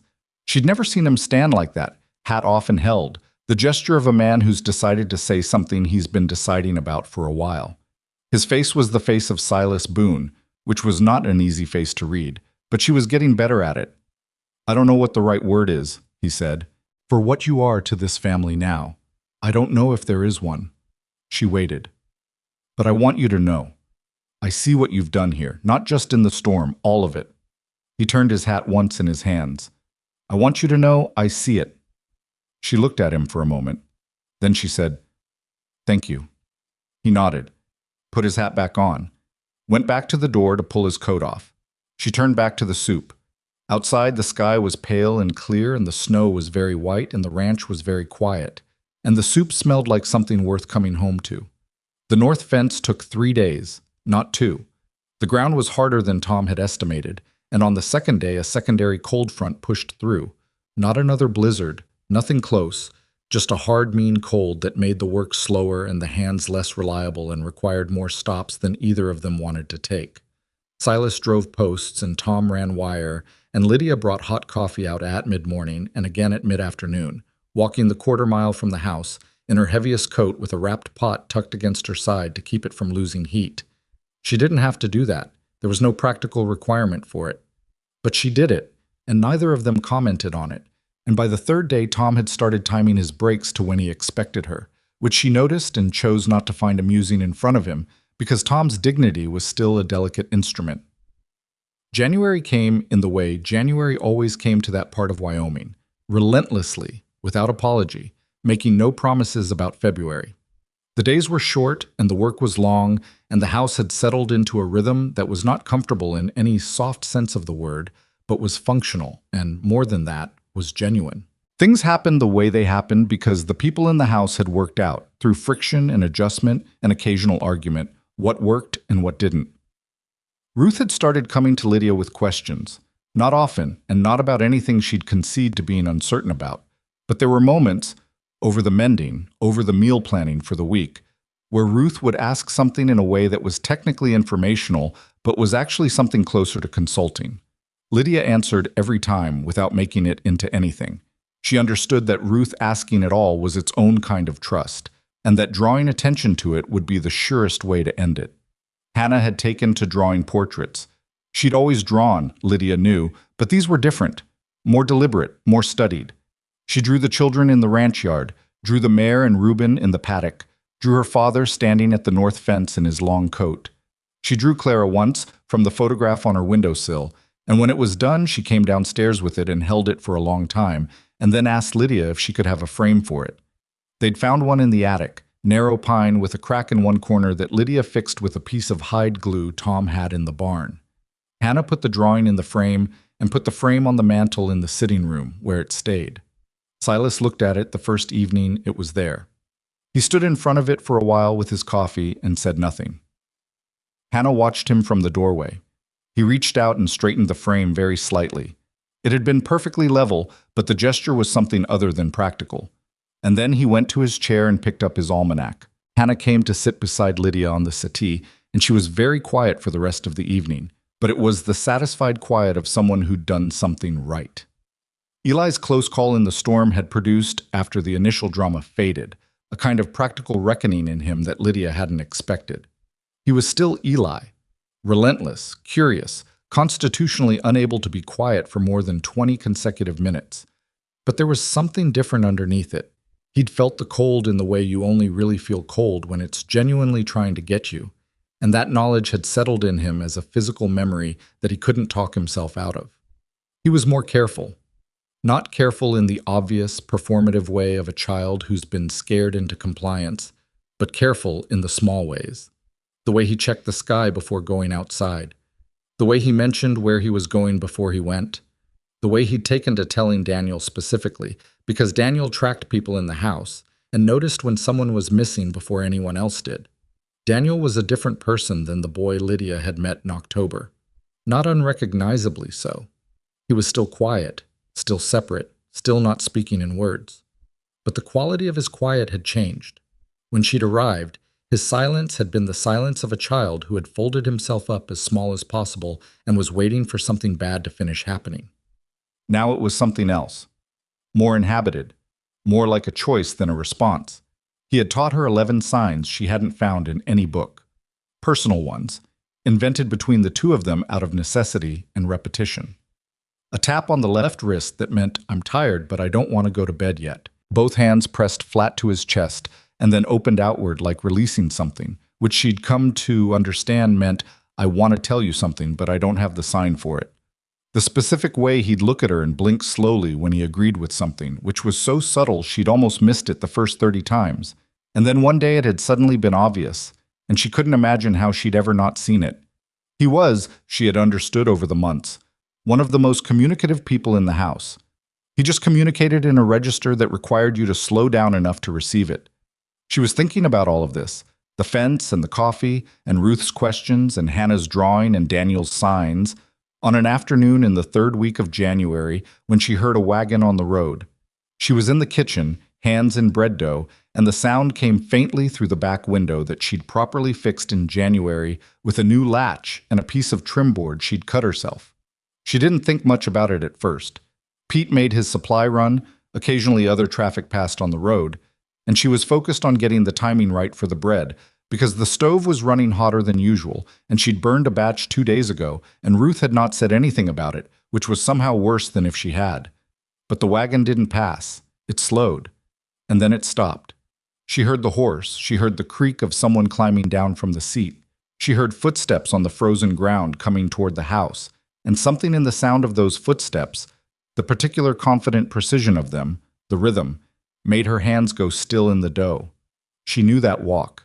She had listened to that walk for 11 years, coming down hallways and across kitchen floors, the specific step of a woman who moved like every room she entered was already hers. She wiped her hands on her apron. She walked to the front of the house. She opened the door before the knock came, because she'd always known Margaret Holloway was coming before anyone else in the room did, and old habits were built out of something stronger than intention. Margaret was standing on the porch. She looked exactly the way she always looked. Not unchanged, because she was 3 months older and the Wyoming winter had been hard on everyone, but essentially the same. Neat, deliberate. The brown dress with the good collar, the hat she wore for town, the expression that was not quite a smile and not quite something else, the expression of a woman who had decided how this conversation was going to go before she arrived and was merely waiting for the other participant to catch up. Behind her on the road was a wagon Lydia didn't recognize, a good one, hired, with a driver who was clearly from somewhere warmer and was unhappy about the current situation. "Lydia," Margaret said. "Mrs. Holloway," Lydia said. A pause. Margaret's eyes moved past her into the house, assessing, quickly, and then came back to Lydia's face. "You look well," Margaret said. The way she said it made it sound like a mild surprise. "You've come a long way," Lydia said. "Do you want to come in?" It was not quite a question. Margaret came in.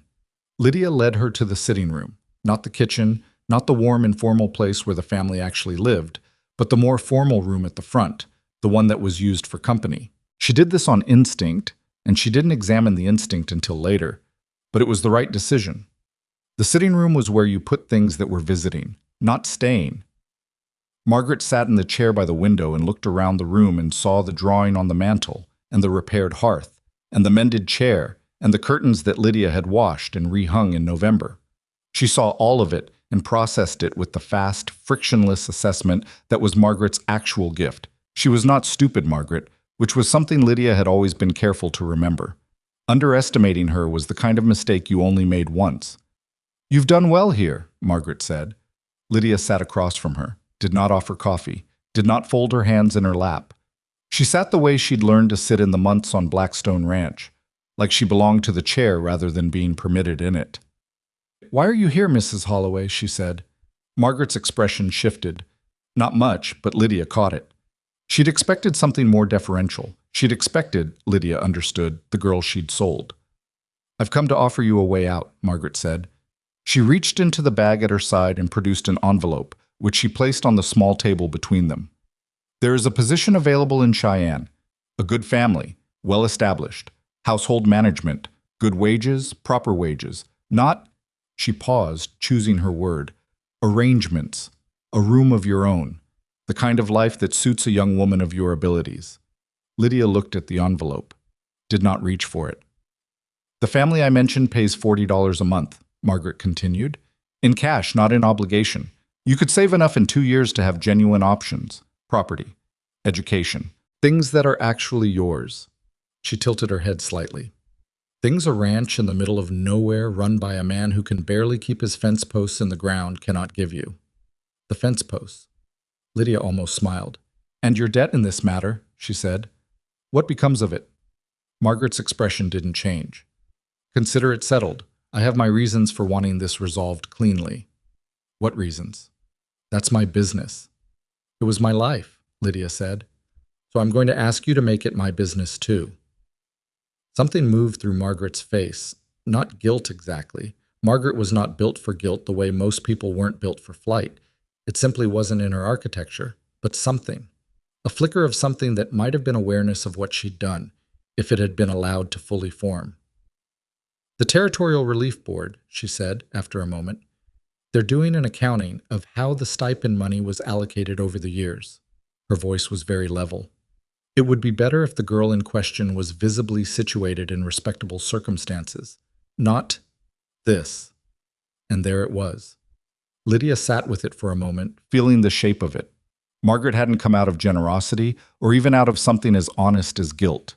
She'd come out of self-interest, which at least was a currency Lydia understood. The board was investigating. Margaret needed Lydia to be somewhere visible and comfortable so that the years of the stipend looked like what they were supposed to look like rather than what they actually were. You need me to be fine, Lydia said, so that you look like you didn't sell me. Margaret's jaw tightened. I need this resolved. It is resolved, Lydia said. I'm fine. I'm here and I'm fine. And the board can come look at me anytime they want and they'll find a person who is healthy and housed and employed. Employed, Margaret repeated, with a particular weight on the word that was supposed to make it sound inadequate. Yes. Lydia. Margaret leaned forward slightly. You are 19 years old. You are working in a frontier house for a man who paid $40 for your time because nobody else would take the arrangement. Whatever you believe this place is to you, it is not. It is not a future. It is a circumstance, and circumstances change. She paused, and then she played the card Lydia had been waiting for. You have no legal obligation to stay. The contract was a year. You have served, 4 months? The situation is complicated. If you come with me today, nothing holds you here. She left the word nothing alone in the room. Lydia looked at the envelope. She thought about what was in it. Real money, probably. A real offer, possibly. Margaret was self-serving but not stupid enough to manufacture a fake one, because a fake one could be checked and Margaret did not take risks she didn't have to. Cheyenne. A room of her own. A family that was not grieving. A life that was legible, that made sense by the conventions everyone understood. Wages. Options. She thought about the $40. Then she thought about what $40 looked like from the other side of 4 months. It looked like Daniel's hands making the sign for together. It looked like Eli asleep against his brother on the kitchen floor with the storm outside and the fire going and both of them breathing. It looked like Ruth asking a question that was really asking for help, and Eli's face that morning at the fence when she'd said, "You're good at this," and Hannah's drawing on the mantel. It looked like Clara Boone's handwriting on soft paper, breadcrumbs from a woman who'd trusted that someone worth trusting would eventually find them. It looked like Silas standing with his hat in his hand saying, I want you to know I see it. None of those things were in the envelope. No, she said. Margaret blinked, just once, and quickly, but it was a real blink, genuine surprise. I beg your pardon? No, Lydia said again. I'm not coming with you. Lydia, I heard your offer. It's a fair one, maybe, on paper, but I'm not going. She was surprised by how calm she felt. Not the stillness of suppressed feeling, but the stillness of genuine clarity, of having found the ground under your feet and knowing it'll hold. Whatever brought you here, the board, the money, your conscience, or the lack of it, my answer is no. Margaret looked at her for a long moment. The expression on her face was one Lydia had never seen there before, and she took a moment to identify it. She was being taken seriously. Margaret Holloway was looking at her as someone who had made a decision and meant it, and who was not going to be renegotiated. You understand what you're choosing, Margaret said. Quieter now, the performance quality gone. This is hard country. The man, I understand what I'm choosing, Lydia said. He hasn't offered you anything, Margaret said. Whatever you think this is, Mrs. Holloway. She said it simply, not unkindly, but firmly enough that Margaret stopped. You told me once, when I was 12, that I had a good head on my shoulders. You said it was a shame I was a girl because a boy with my head could go somewhere. She paused. I'm going somewhere. I'm going to stay right here, and I'd like you to leave now. The silence that followed was the kind that has weight in it. Margaret looked at the envelope, looked at the drawing on the mantel, Clara's face in Hannah's careful lines, looked at Lydia. Then she picked up the envelope and put it back in her bag and stood. She said nothing else. At the door she paused, her hand on the frame, and she was in profile against the winter light. And she was 61 years old, and the weight of what she'd done and not done showed in the set of her shoulders in a way she probably didn't know about. Take care of that knee, she said. Unexpected. Low. Lydia looked at her. Pete talks, Margaret said. When he picks up supplies in town, he talks. She adjusted her bag. You're limping slightly, left leg. Then she walked off the porch and got into the hired wagon, and the driver turned it around in the road and drove back the way they'd come. And within a minute they were gone, and the road was empty, and the sky was the pale winter blue. It always was in this afternoon, and Blackstone Ranch was quiet around her.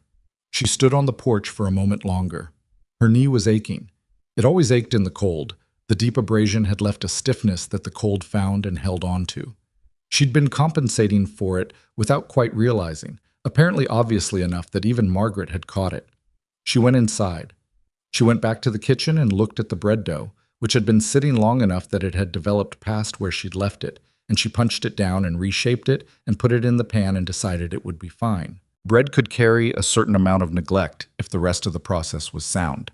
She was back at the stove, watching the oven, when she heard Silas's boots on the back step. He came in from the afternoon barn check and hung his coat on the hook and said, without preamble, Was that a hired wagon on the road? Yes, she said. He waited. It was Margaret Holloway, she said. She heard him go still behind her. She didn't turn around. My guardian, she said. Former guardian. I know who she is, he said, quiet and flat, which was Silas's dangerous voice, the one under which you could hear something that wasn't going to be moved. What did she want? She had a position in Cheyenne, a good family, good wages. She adjusted the oven vent slightly. She wanted me to go with her. The silence behind her was its own kind of pressure. She'd learned to read Silas's silences the way she'd learned to read everything else about him, by what was in them, by what they were working around. And, he said, I told her no. More silence. She turned around. He was standing by the door, hat still on, and the expression on his face was doing several things at once in the complicated way his expression sometimes did. Relief, and something that wasn't quite relief, and something else underneath that working its way up. Why? He said. She looked at him. Because I didn't want to go. Lydia, I know this contract was for a year, she said. I know what the arrangement was. But I'm not thinking about the arrangement anymore, Silas. I haven't been for a while. She stopped. Chose her words the way she chose most things on this ranch. Not for elegance, but for accuracy. This is where I want to be, that's all. I was looking at her with the full weight of his attention, which was considerable. Silas didn't give his attention halfway. He took his hat off. He turned it once in his hands, the same gesture she'd seen the morning after the storm, when he told her he wanted her to know he saw what she'd done. And she recognized it now for what it was. The gesture of a man making room in himself for something he hadn't expected to have to make room for. Ruth told me something yesterday, he said. She told me... He stopped. Started again. She said she couldn't remember what the house felt like before you came. She said she'd been trying to and she couldn't. Lydia didn't say anything. That's... He paused, turning his hat. That's not a small thing, Ruth saying something like that. You know what Ruth is. I know what Ruth is, she said. Tom fixed the leak on the south trough yesterday, he said, without being asked. I asked him why he hadn't mentioned it needed doing, and he said you'd told him about it 2 weeks ago, and he'd been meaning to get to it. He paused. 2 weeks ago you noticed that. 2 weeks ago. I notice things, she said. That's not... I know it's not magic, he said, with a sharpness in it that wasn't quite frustration and wasn't quite anything else. I know you're a person, not a... I know that. But you need to know... He stopped again, and this was the longest he'd ever worked at saying something in her presence, and she held very still because she knew that with Silas, you could not rush this. You could not reach for it. You let it come. When Clara died, he said, I thought the whole point was gone. Not just her, the whole thing. What it was for. He looked down at his hat. I kept going because of the children, but there's a difference between keeping going and actually being in it. Actually being present in your own life. He looked up. I haven't been present in my own life since she died until... He didn't finish the sentence. He didn't have to. She felt the full weight of what he wasn't saying settle over her, careful and enormous. And she felt her own weight settle to meet it. Not a performance of composure, but the real thing, the steadiness she'd been building for 4 months out of work and cold and paying attention and not flinching. I'm not Clara, she said. Gently, but clearly. I know that, he said. I'm not asking you to be. Good, she said. Because I can't be her and I wouldn't try. What she was to this family is, it's real and it stays real and it should. But I'm my own thing, whoever I turn out to be here. He looked at her. Who do you want to turn out to be? The question surprised her. It was the kind of question she hadn't been asked before, but not by Margaret, not by anyone in her life before this ranch. Everyone else had always been interested in her utility, her function, what she could do and what she was worth by the measure of her usefulness to someone else. She thought about it honestly. Someone who earned her place, she said, not someone who was given it or sold into it or assigned it. Someone who chose it and worked for it and is still here because she decided to be, not because she didn't have another option. He was quiet for a moment. Then, you had another option today. I know. And you chose this. I chose this, she said. Something in his face shifted. Not dramatically, because nothing Silas Boone did was dramatic in the obvious sense, but genuinely, the way faces shift when something has been decided that was in the balance for a long time. He put his hat on the hook. His hook, beside the door, where it had hung for 15 years. And he said, stay. Just that. One word. Not as the same thing you came here as, he said. Not that. Stay as he let out a breath. Stay as part of this. As someone who belongs to this place the way I belong to it. The way the children belong to it. He paused. If that's something you want. She looked at him for a long moment. At the man he was. Not uncomplicated, not without damage, not the kind of easy that you'd choose for a quiet life, but honest and present and working at it every day, which was more than most people managed. At the ranch behind him, at the kitchen around her, at the bread in the oven that would be ready in 20 minutes. It's something I want, she said. He nodded once. Not a small nod, a full one, the kind that means something has been decided and both people know it. Then Ruth appeared in the kitchen doorway, coat on and scarf wrapped twice around, holding Daniel by the hand because Daniel had evidently decided to accompany her on some errand, and she stopped in the doorway and looked at them both with the sharp, assessing eyes she'd had since birth. The bread is going to burn if you don't check it, she said. Lydia turned and checked it. It was fine. Another 3 minutes, maybe 4. She adjusted the vent. There was a woman here, Ruth said. Not a question. She'd seen the wagon from the upstairs window. Lydia had no doubt about that. Ruth saw everything from the upstairs window. Yes, Lydia said. She wanted you to leave. Yes. Ruth looked at her father, then back at Lydia. Something moved across her face. Fast, controlled. The way everything moved across Ruth's face. Did you tell her no? I did. Ruth nodded. She looked at her father again, and the look between them was the specific look of a daughter and a father who communicate mostly in what they don't say, which was its own language and one Lydia was not quite fluent in. Then Ruth said, "Tom broke one of the good cups this morning and hid it in the kindling box. I thought you should know," and walked back toward the sitting room with Daniel in tow. And that was the end of it. Silas exhaled, almost a laugh, not quite. It was the sound of a man who loves his daughter, even when, or especially when, she is constitutionally unable to handle a significant moment without immediately filling it with practical information. Lydia got the bread out of the oven, set it on the counter to cool. When she turned around, Silas was still in the kitchen, and he said, "I'll find the cup." "You'll let Tom think he got away with it for another day, and then find it when he's forgotten he was nervous," she said. A pause. "That's what Clara would have done," he said. Quiet. "I know," she said. "I read her notes." He laughed. A real laugh, short, surprised, the kind that gets out before the person intended. She had heard it precisely twice before, and both times it had changed his face so completely that she understood it was who he actually was underneath all that weather.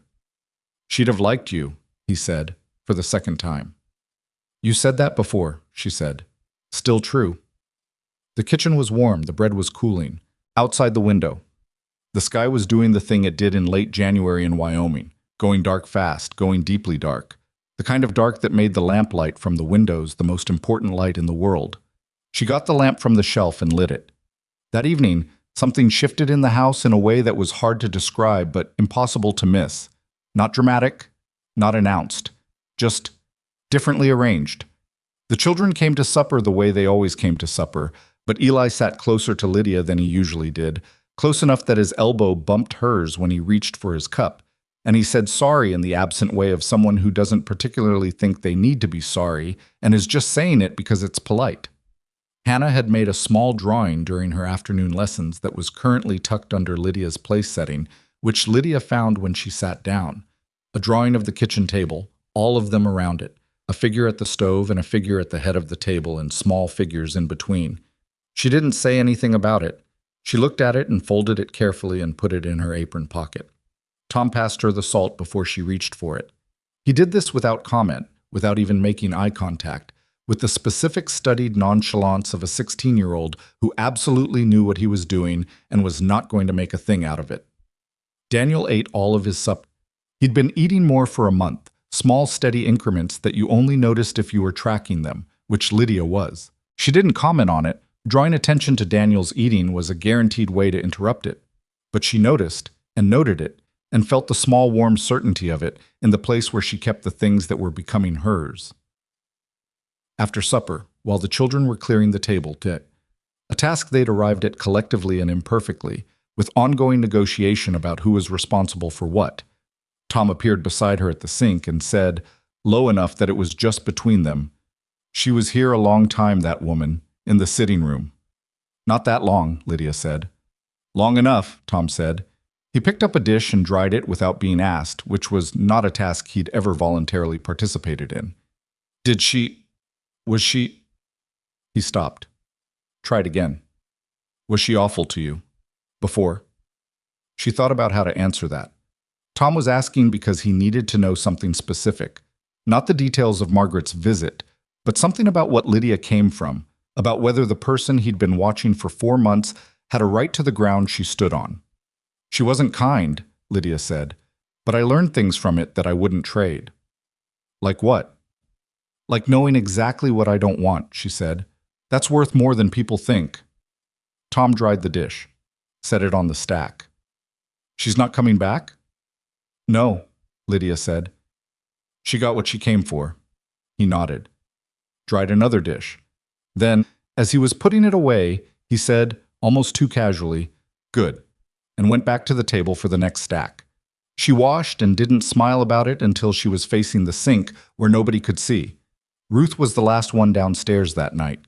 The children had gone up, Hannah and Eli and Daniel in a loose, negotiated procession, Tom following at enough distance to maintain the fiction that he was going to do something important before bed, rather than simply going to bed. And Silas had gone to his chair in the main room with the almanac, and the kitchen had gone quiet. Ruth came in and poured herself the last of the coffee and stood at the counter and drank it, and Lydia finished wiping down the stove, and they were in the kitchen together the way they'd been in the kitchen together 100 times, except that something was different about it tonight, and they both knew it, and neither of them said anything about it for a while. Then Ruth said, "She had money in an envelope. I could see the outline of it through the bag." Lydia looked at her. "I was watching from the upstairs window," Ruth said, without any particular shame about it. "I could see into the sitting room from the angle." She paused. "You gave it back to her." "She took it back," Lydia said. "I didn't take it in the first place." Ruth looked into her coffee cup. "We can't pay you what a position like that would pay. We can't pay you what you're worth at all, honestly. The money situation here is—" She stopped. "Ruth?" "No, I want to say it," Ruth said, "because it's true, and I think you should hear it said plainly. You work harder than anyone my father has ever employed, and you earn less, and we give you a room the size of a closet, and we were—" She stopped again, breathed. "I was not kind to you when you came, and you stayed anyway, and I want—" The composure she wore like armor showed a crack, just for a second. "I want you to know that I know that, and I know what it means, what today means." Lydia looked at her for a long moment. Ruth was 16 years old and had been carrying this family on her back for 14 months while her father found his way back to them, and she was smart enough to know exactly what the cost had been, and the fact that she was now standing in the kitchen at 9 o'clock at night saying, "I know what it means," was its own kind of monument. "You did everything right," Lydia said. "Everything that needed doing when it needed doing, that was you." Ruth's jaw tightened. "I made it hard for you." "Yes, you did." "I thought—" She set down the cup. "I thought if I didn't make it hard for you, you'd think it was easy, and nothing about this should look easy, because it wasn't." "I never thought it was easy," Lydia said. "Not for one day." The silence between them was a different kind than the silences they'd shared in October and November. Those had been the silence of two people who hadn't yet worked out whether they could trust each other. This was the silence of two people who had, slowly and without ceremony, arrived somewhere.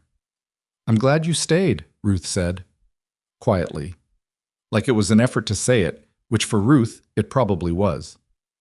"So am I," Lydia said. Ruth picked up her cup, rinsed it, dried it, put it away. Then she went upstairs and Lydia heard her door close, and the house went quiet the way it did when everyone was finally where they were supposed to be. She turned out the kitchen lamp. She left the small lamp by the back window burning. Not the kitchen lamp that she'd been leaving on for Silas since November, but a smaller one, a newer habit, because the kitchen lamp was its own thing, and she'd started to think that this lamp, the back window one, was just for her. A sign that the kitchen was still warm, that there was still someone up, that the house was still going. She went to her room, the storage room off the kitchen that had long since stopped being a storage room in any functional sense, that had accumulated the small accumulations of a person who had started to believe she was staying. The signing book on the shelf. Hannah's drawings in a folder she'd found in the attic. The mending kit she'd reorganized. A spare candle. Clara's last note, the one she'd found most recently, tucked into the seam of the sitting room curtain like it had been folded there and forgotten, or placed there and intended to be found by the right person at the right moment. The hardest thing about loving this place is that it takes everything you have and gives you back something you didn't know you needed. That's the bargain.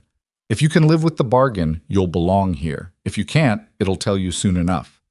She'd read it so many times she had it in her head without looking. She lay down on the cot.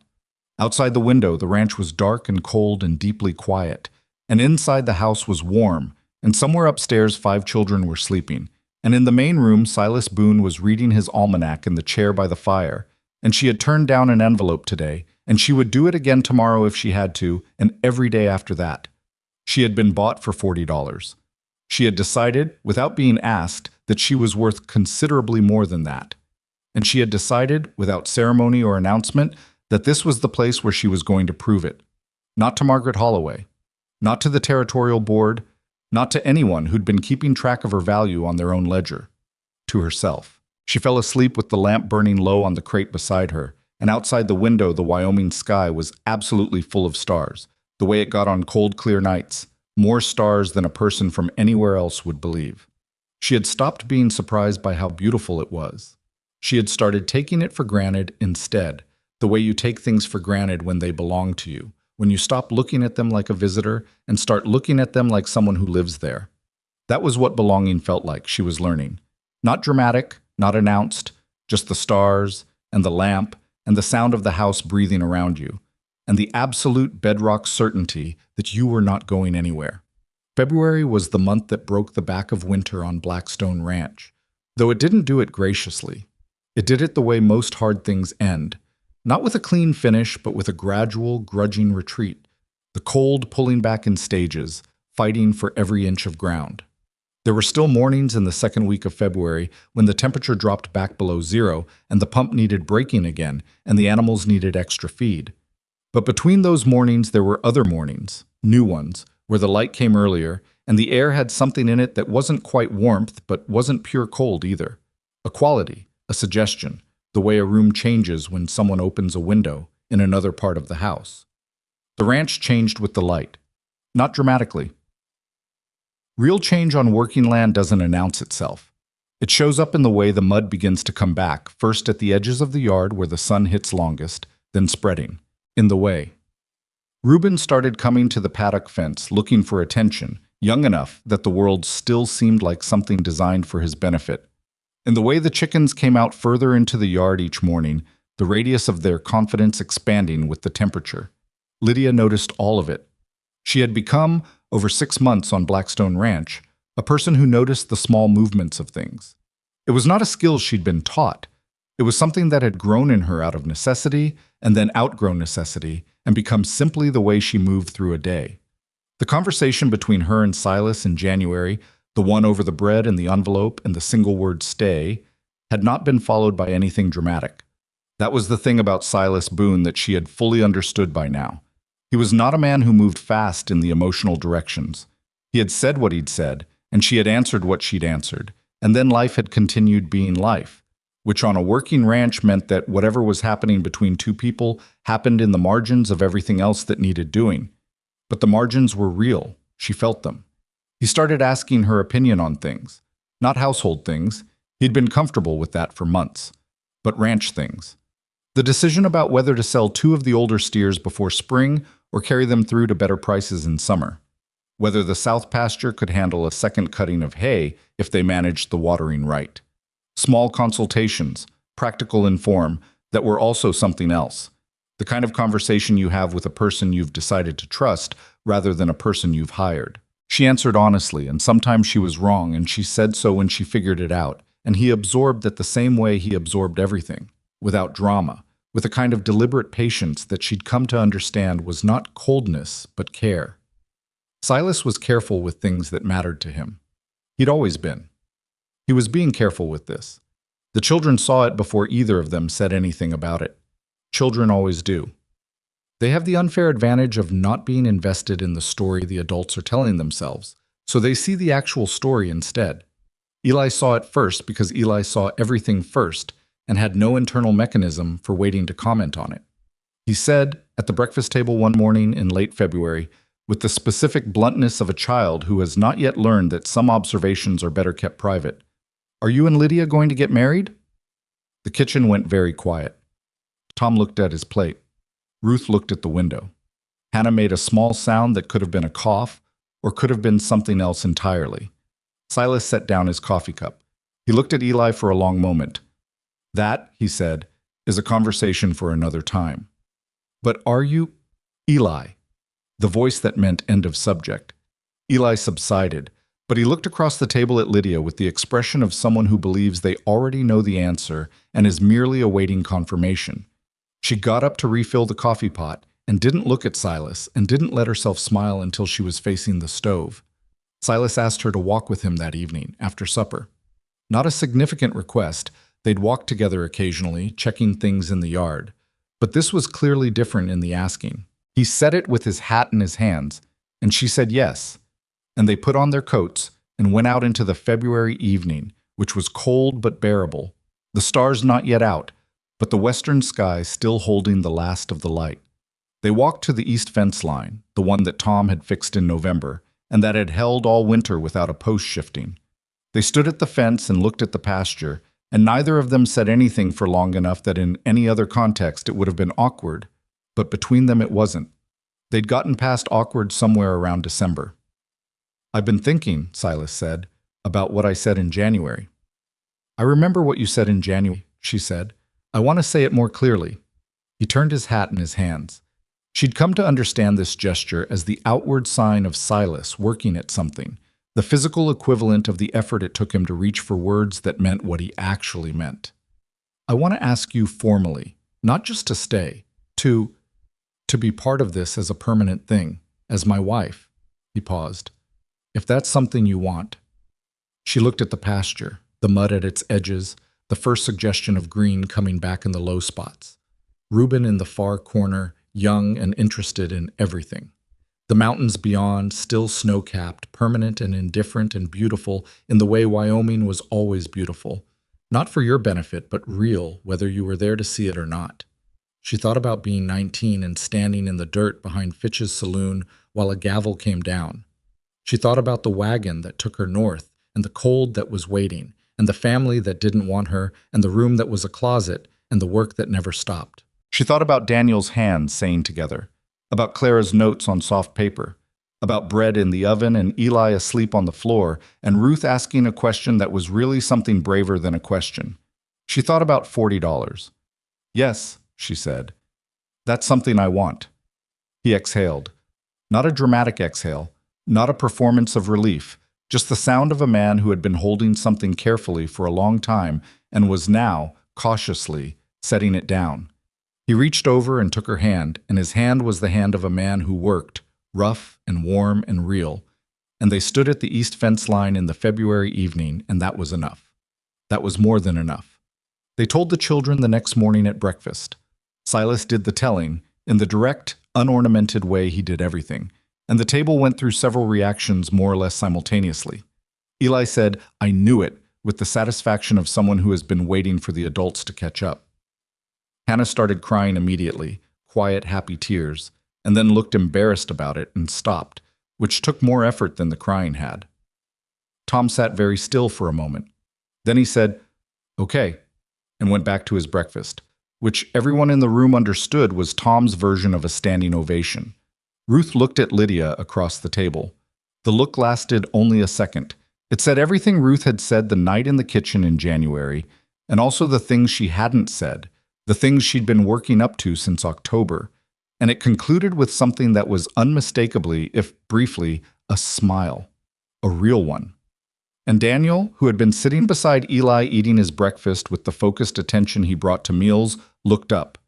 He looked at Lydia. He set down his spoon with great deliberateness.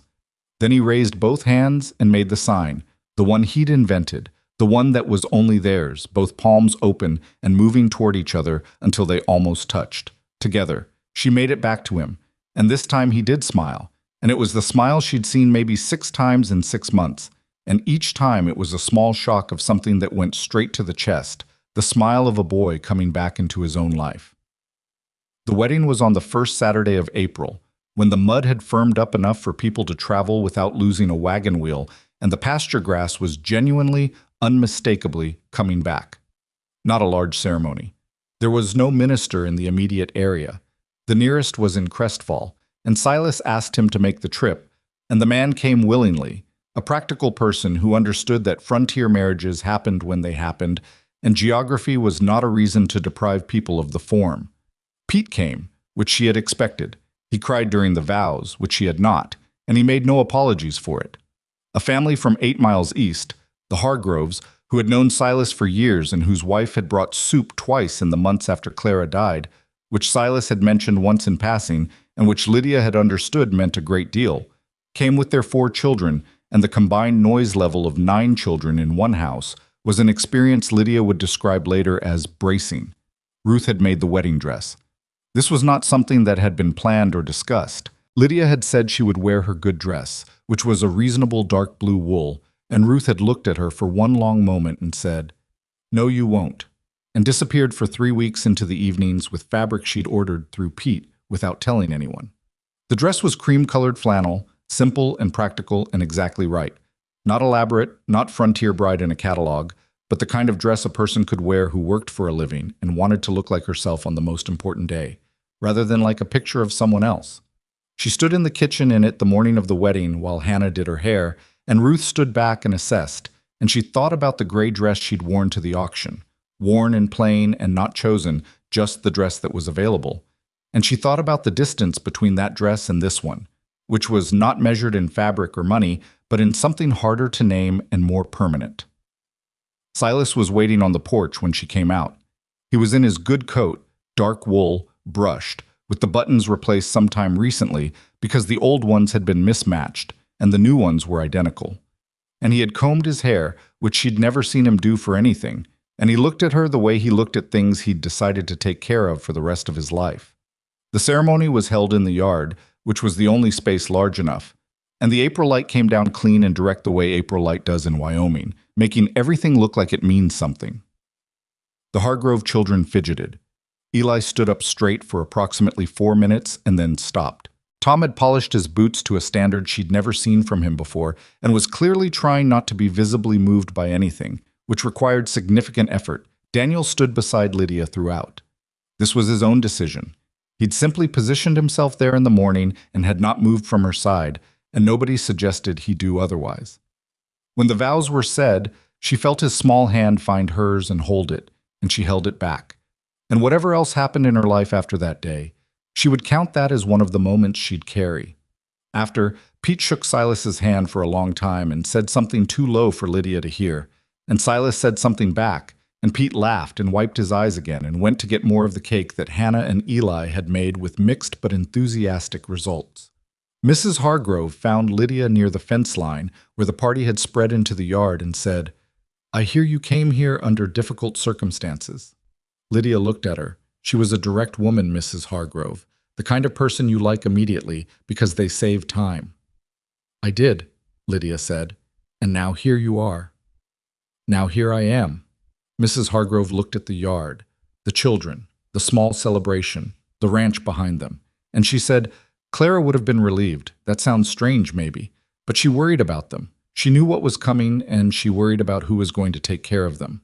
She paused. "I think she'd be relieved." Lydia thought about the notes tucked in the kitchen window, in the mending basket, behind the pantry door. The small, careful trail of a woman who loved her family enough to keep trying to help them, even from somewhere she couldn't reach from. "I think so too," she said. Spring came in fully by the end of April, and with it the work doubled and then some: fencing, planting the kitchen garden, the decisions about the summer livestock that she and Silas made together at the kitchen table in the evenings, with the almanac between them and the children doing their various things in the background. It was not a peaceful process. They disagreed about the second cutting of hay in the south pasture.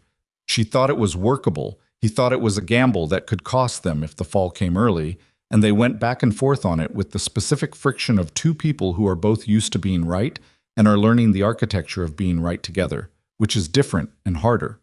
He turned out to be correct about the south pasture. The fall did come early. She acknowledged it without ceremony, and they moved on, which was the agreement they'd arrived at without ever formally making it. That being wrong was information, not defeat, and you used information and kept going. The ranch improved. Not magically, not quickly, but steadily, in the incremental way that things improve when two people are paying full attention. The leaks got fixed, the fences held. The livestock were managed well enough that by the following spring, they'd built the herd back to what it had been before Clara's illness had interrupted everything.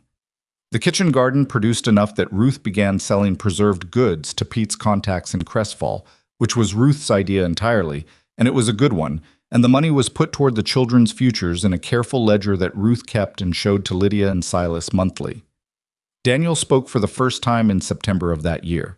Not to anyone in particular. I was in the kitchen with Lydia on an ordinary morning, shelling beans, and she said something about the beans being particularly good that season.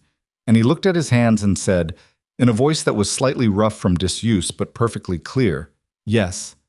She went absolutely still. He looked up. He looked at her face. He appeared to find whatever he needed in it, because he said, "The pods are better when they're left longer." She said, "You're right." He nodded and went back to shelling, as if he'd been doing it all along. as if the 22 months of silence had been, on some level, just a matter of waiting until he had something worth saying. She did not make a production of it. She finished the beans and put them on to cook, and went to find Silas and told him quietly. And the look on his face was the look of a man who has been carrying something and has just been allowed to set it down in a place where it will be safe. He sat down at the kitchen table and didn't say anything for a moment, and she sat across from him and didn't either, and that was sufficient. Tom left for agricultural college in Laramie when he was 18, 2 years after the wedding. He'd been accepted on the strength of a paper he'd written on dry land farming techniques that Silas had helped him with, and that Lydia had read twice and told him was better than he thought it was, which Tom had received with his characteristic sideways look that meant he believed her but wasn't going to confirm it. He left on a Wednesday morning in early September, and he shook Silas's hand and hugged his sisters with the careful efficiency of a young man who is trying to leave without falling apart. And then he turned to Lydia. He stood in front of her for a moment. I was taller than her by almost a head by now, broad in the shoulders, with Silas's jaw and something in his eyes that was his own, something that had been there since October 3 years ago, when he told her she wasn't going to last, and she'd said maybe and meant watch me. He said, "Thank you for—" He stopped. "I know what for," she said. He nodded. He hugged her quickly and firmly, and then he picked up his bag and got into Pete's wagon and went down the road. And Eli cried and didn't try to hide it, and Hannah held Daniel's hand, and Ruth stood beside Lydia and watched the wagon until it was gone. Ruth said, "He's going to be fine." "I know," Lydia said. "He told me—" Ruth paused, composed herself in that way she had. The way Lydia had come to understand was not coldness, but the specific discipline of a person who feels things deeply and has learned to manage the depth of it. "He told me last week that you were the reason he stopped thinking about leaving for good. When he was 15, he said he'd been thinking about just going, disappearing, and that you were the reason he didn't." Lydia looked at the empty road. She thought about Tom at 14, standing in the barn doorway telling her she wasn't going to last, and herself thinking, he's testing to see if you'll stay. Clara had known it. She'd known it too, and she'd stayed, not for Tom, not for any of them specifically, but for reasons that had turned out to encompass all of them anyway. "He would have come back," she said. "Maybe," Ruth said, "but he would have done it differently." She paused. "We all would have done everything differently. If you hadn't stayed." This was the most Ruth had ever said directly about any of it. Lydia understood that and received it as what it was. Not a sentiment Ruth would repeat, not something that required a response that matched its weight, but something genuine and permanent that was being placed in the record between them. "You kept this family going," Lydia said, "before I got here. That was you." "We were surviving," Ruth said. "That's different from living." The years did what years do. They accumulated.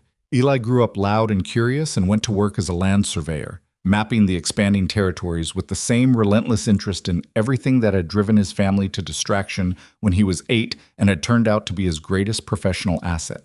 He visited when he could, and when he visited, he filled the house in a way that nobody else could, and that everyone privately, and Lydia not so privately, found they had missed badly in the intervals between.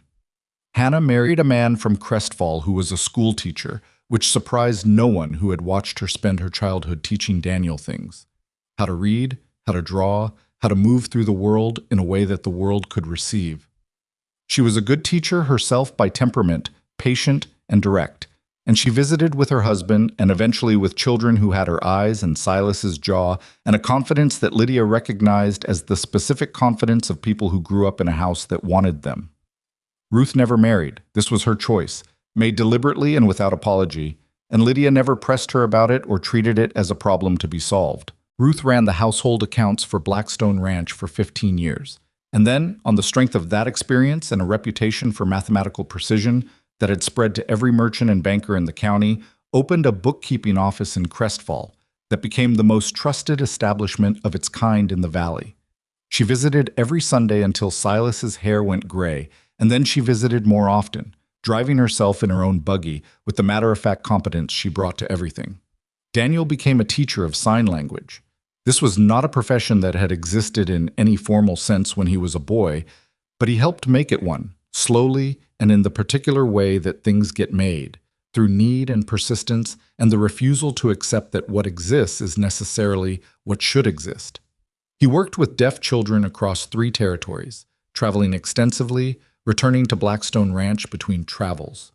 The way migrating things return to where they began, not because they've failed to find somewhere else, but because the origin point has gravity that doesn't diminish with distance. He wrote to Lydia in the intervals. Long letters, detailed and observant, full of the things he'd noticed and the people he'd met and the small, precise details of the world as he moved through it. He'd been like that with signs before he found words, and he was like that with words after, attentive to the specific shape of things, unwilling to settle for the approximate when the accurate was available. His letters were the best writing she'd ever read, and she told him so, and he wrote back that he'd learned it from watching her learn his language, slowly, with her whole attention, because she'd understood that some things don't come to you, you have to go all the way to them. Silas's hair went gray in the winter of his 53rd year, fairly suddenly, as though it had been waiting for a particular moment. His hands stayed strong.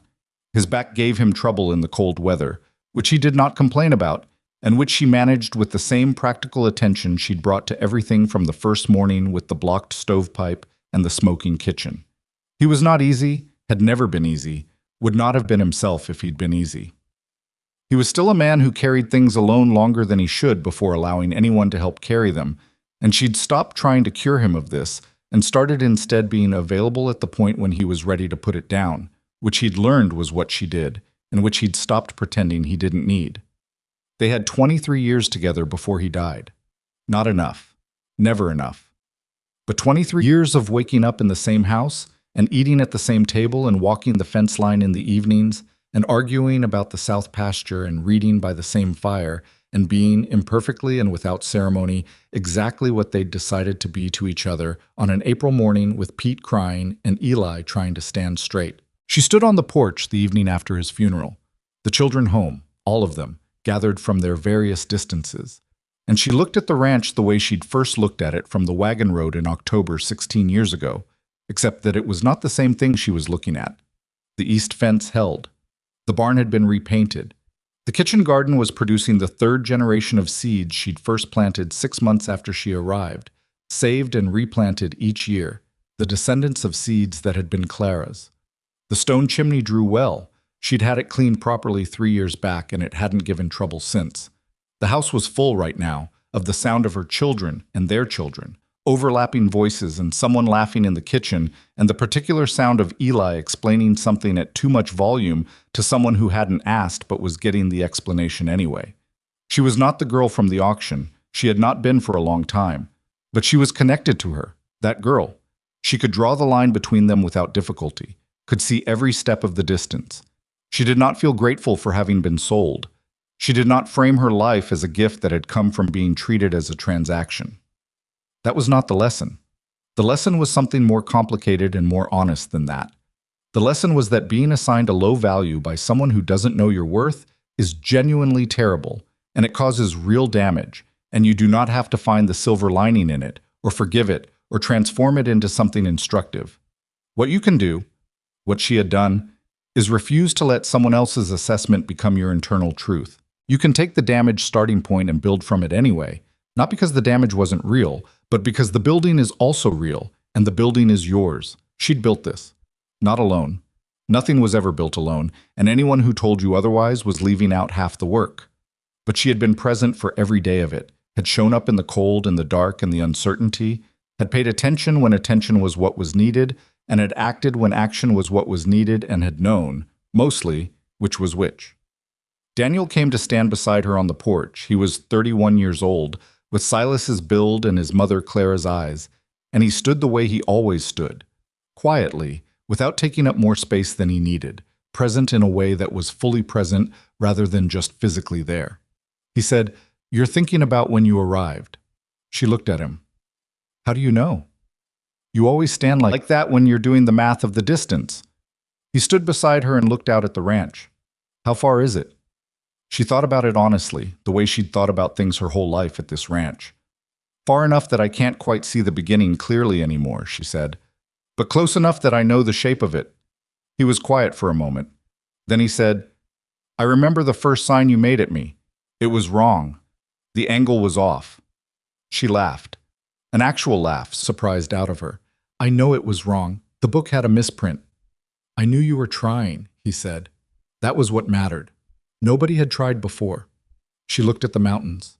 Snow on them still, even in spring, the permanent white of the high peaks. She'd been looking at those mountains for 16 years and they still surprised her.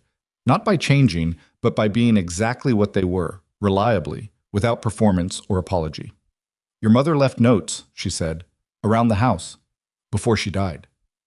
I know, Daniel said. Ruth told me years ago. Did she tell you what they said? Some of them. He paused. Was there one for me? She looked at him. She thought about the notes she'd found, the ones about Tom's testing, about the sign language book, about the kitchen lamp, about the bargain the land asked of you. She thought about whether there had been one specifically for Daniel. There hadn't been. But the book had been ordered before he was born. The book had been ordered because Clara had a feeling, Pete had told her that first day. She'd ordered a book about signs because she'd sensed she was going to need it. She had left the tool, and she had expected the right person to pick it up. She ordered the signing book before you were born, Lydia said. She knew you'd need it before she knew who you were. Daniel was quiet for a moment. The kind of quiet that was not absence, but presence. Not emptiness, but fullness. The quiet she'd learned to read like a language over 2 decades. That sounds like her, he said. It does, she said, from everything I know of her. Do you think she'd... He stopped. Do you think she'd be all right with it? With you? She considered that. Not the comfortable answer, the real one. I think she'd be relieved, she said. I think she left breadcrumbs for whoever was coming, and I think she hoped whoever it was would bother to follow them. And I did. She paused. That's the only version of this that makes sense to me. That she prepared as much as she could and then trusted the rest to whoever showed up next. Daniel nodded slowly. You showed up. I showed up, she said. The sun was finishing its work on the western sky, taking its time about it, laying down the last of the light across the valley in long, flat layers of orange and rose and the deep, warm gold that preceded the dark. The ranch below them, the barn, the fences, the paddock where the new generation of horses moved in the evening light, looked the way things look when you've spent enough time with them to see past what they are and into what they mean. She was 63 years old. She had arrived here at 19 with a trunk and $40 worth of transaction against her name. She had rebuilt a cracked flue and mended a chair and driven fence posts and learned a language and walked through a blizzard and refused an envelope and made bread that burned and bread that didn't and loved 5 children and 1 difficult, necessary man. She had not done it perfectly. That needed to be said because the truth was important, and the truth was that she'd gotten things wrong regularly and sometimes badly, had pushed when she should have waited, had waited when she should have pushed, had misjudged Tom once badly enough that it took 2 weeks to repair, had said the wrong thing to Ruth during a hard winter, and had to sit with the consequences of it for a month before Ruth was ready to let it go. She had not been a saint or a story. She had been a person, which was both less and more. But she had stayed. Through the cold and the doubt and the grief and the work that never fully ended, she had stayed. And staying, she had learned, was its own kind of decision.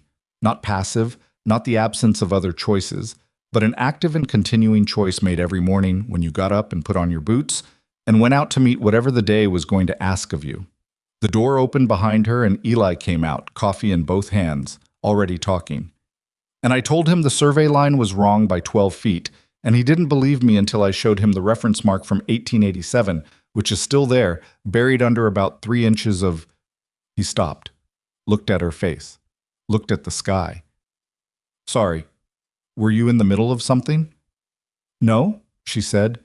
She took the coffee he was extending toward her. I was just finishing something.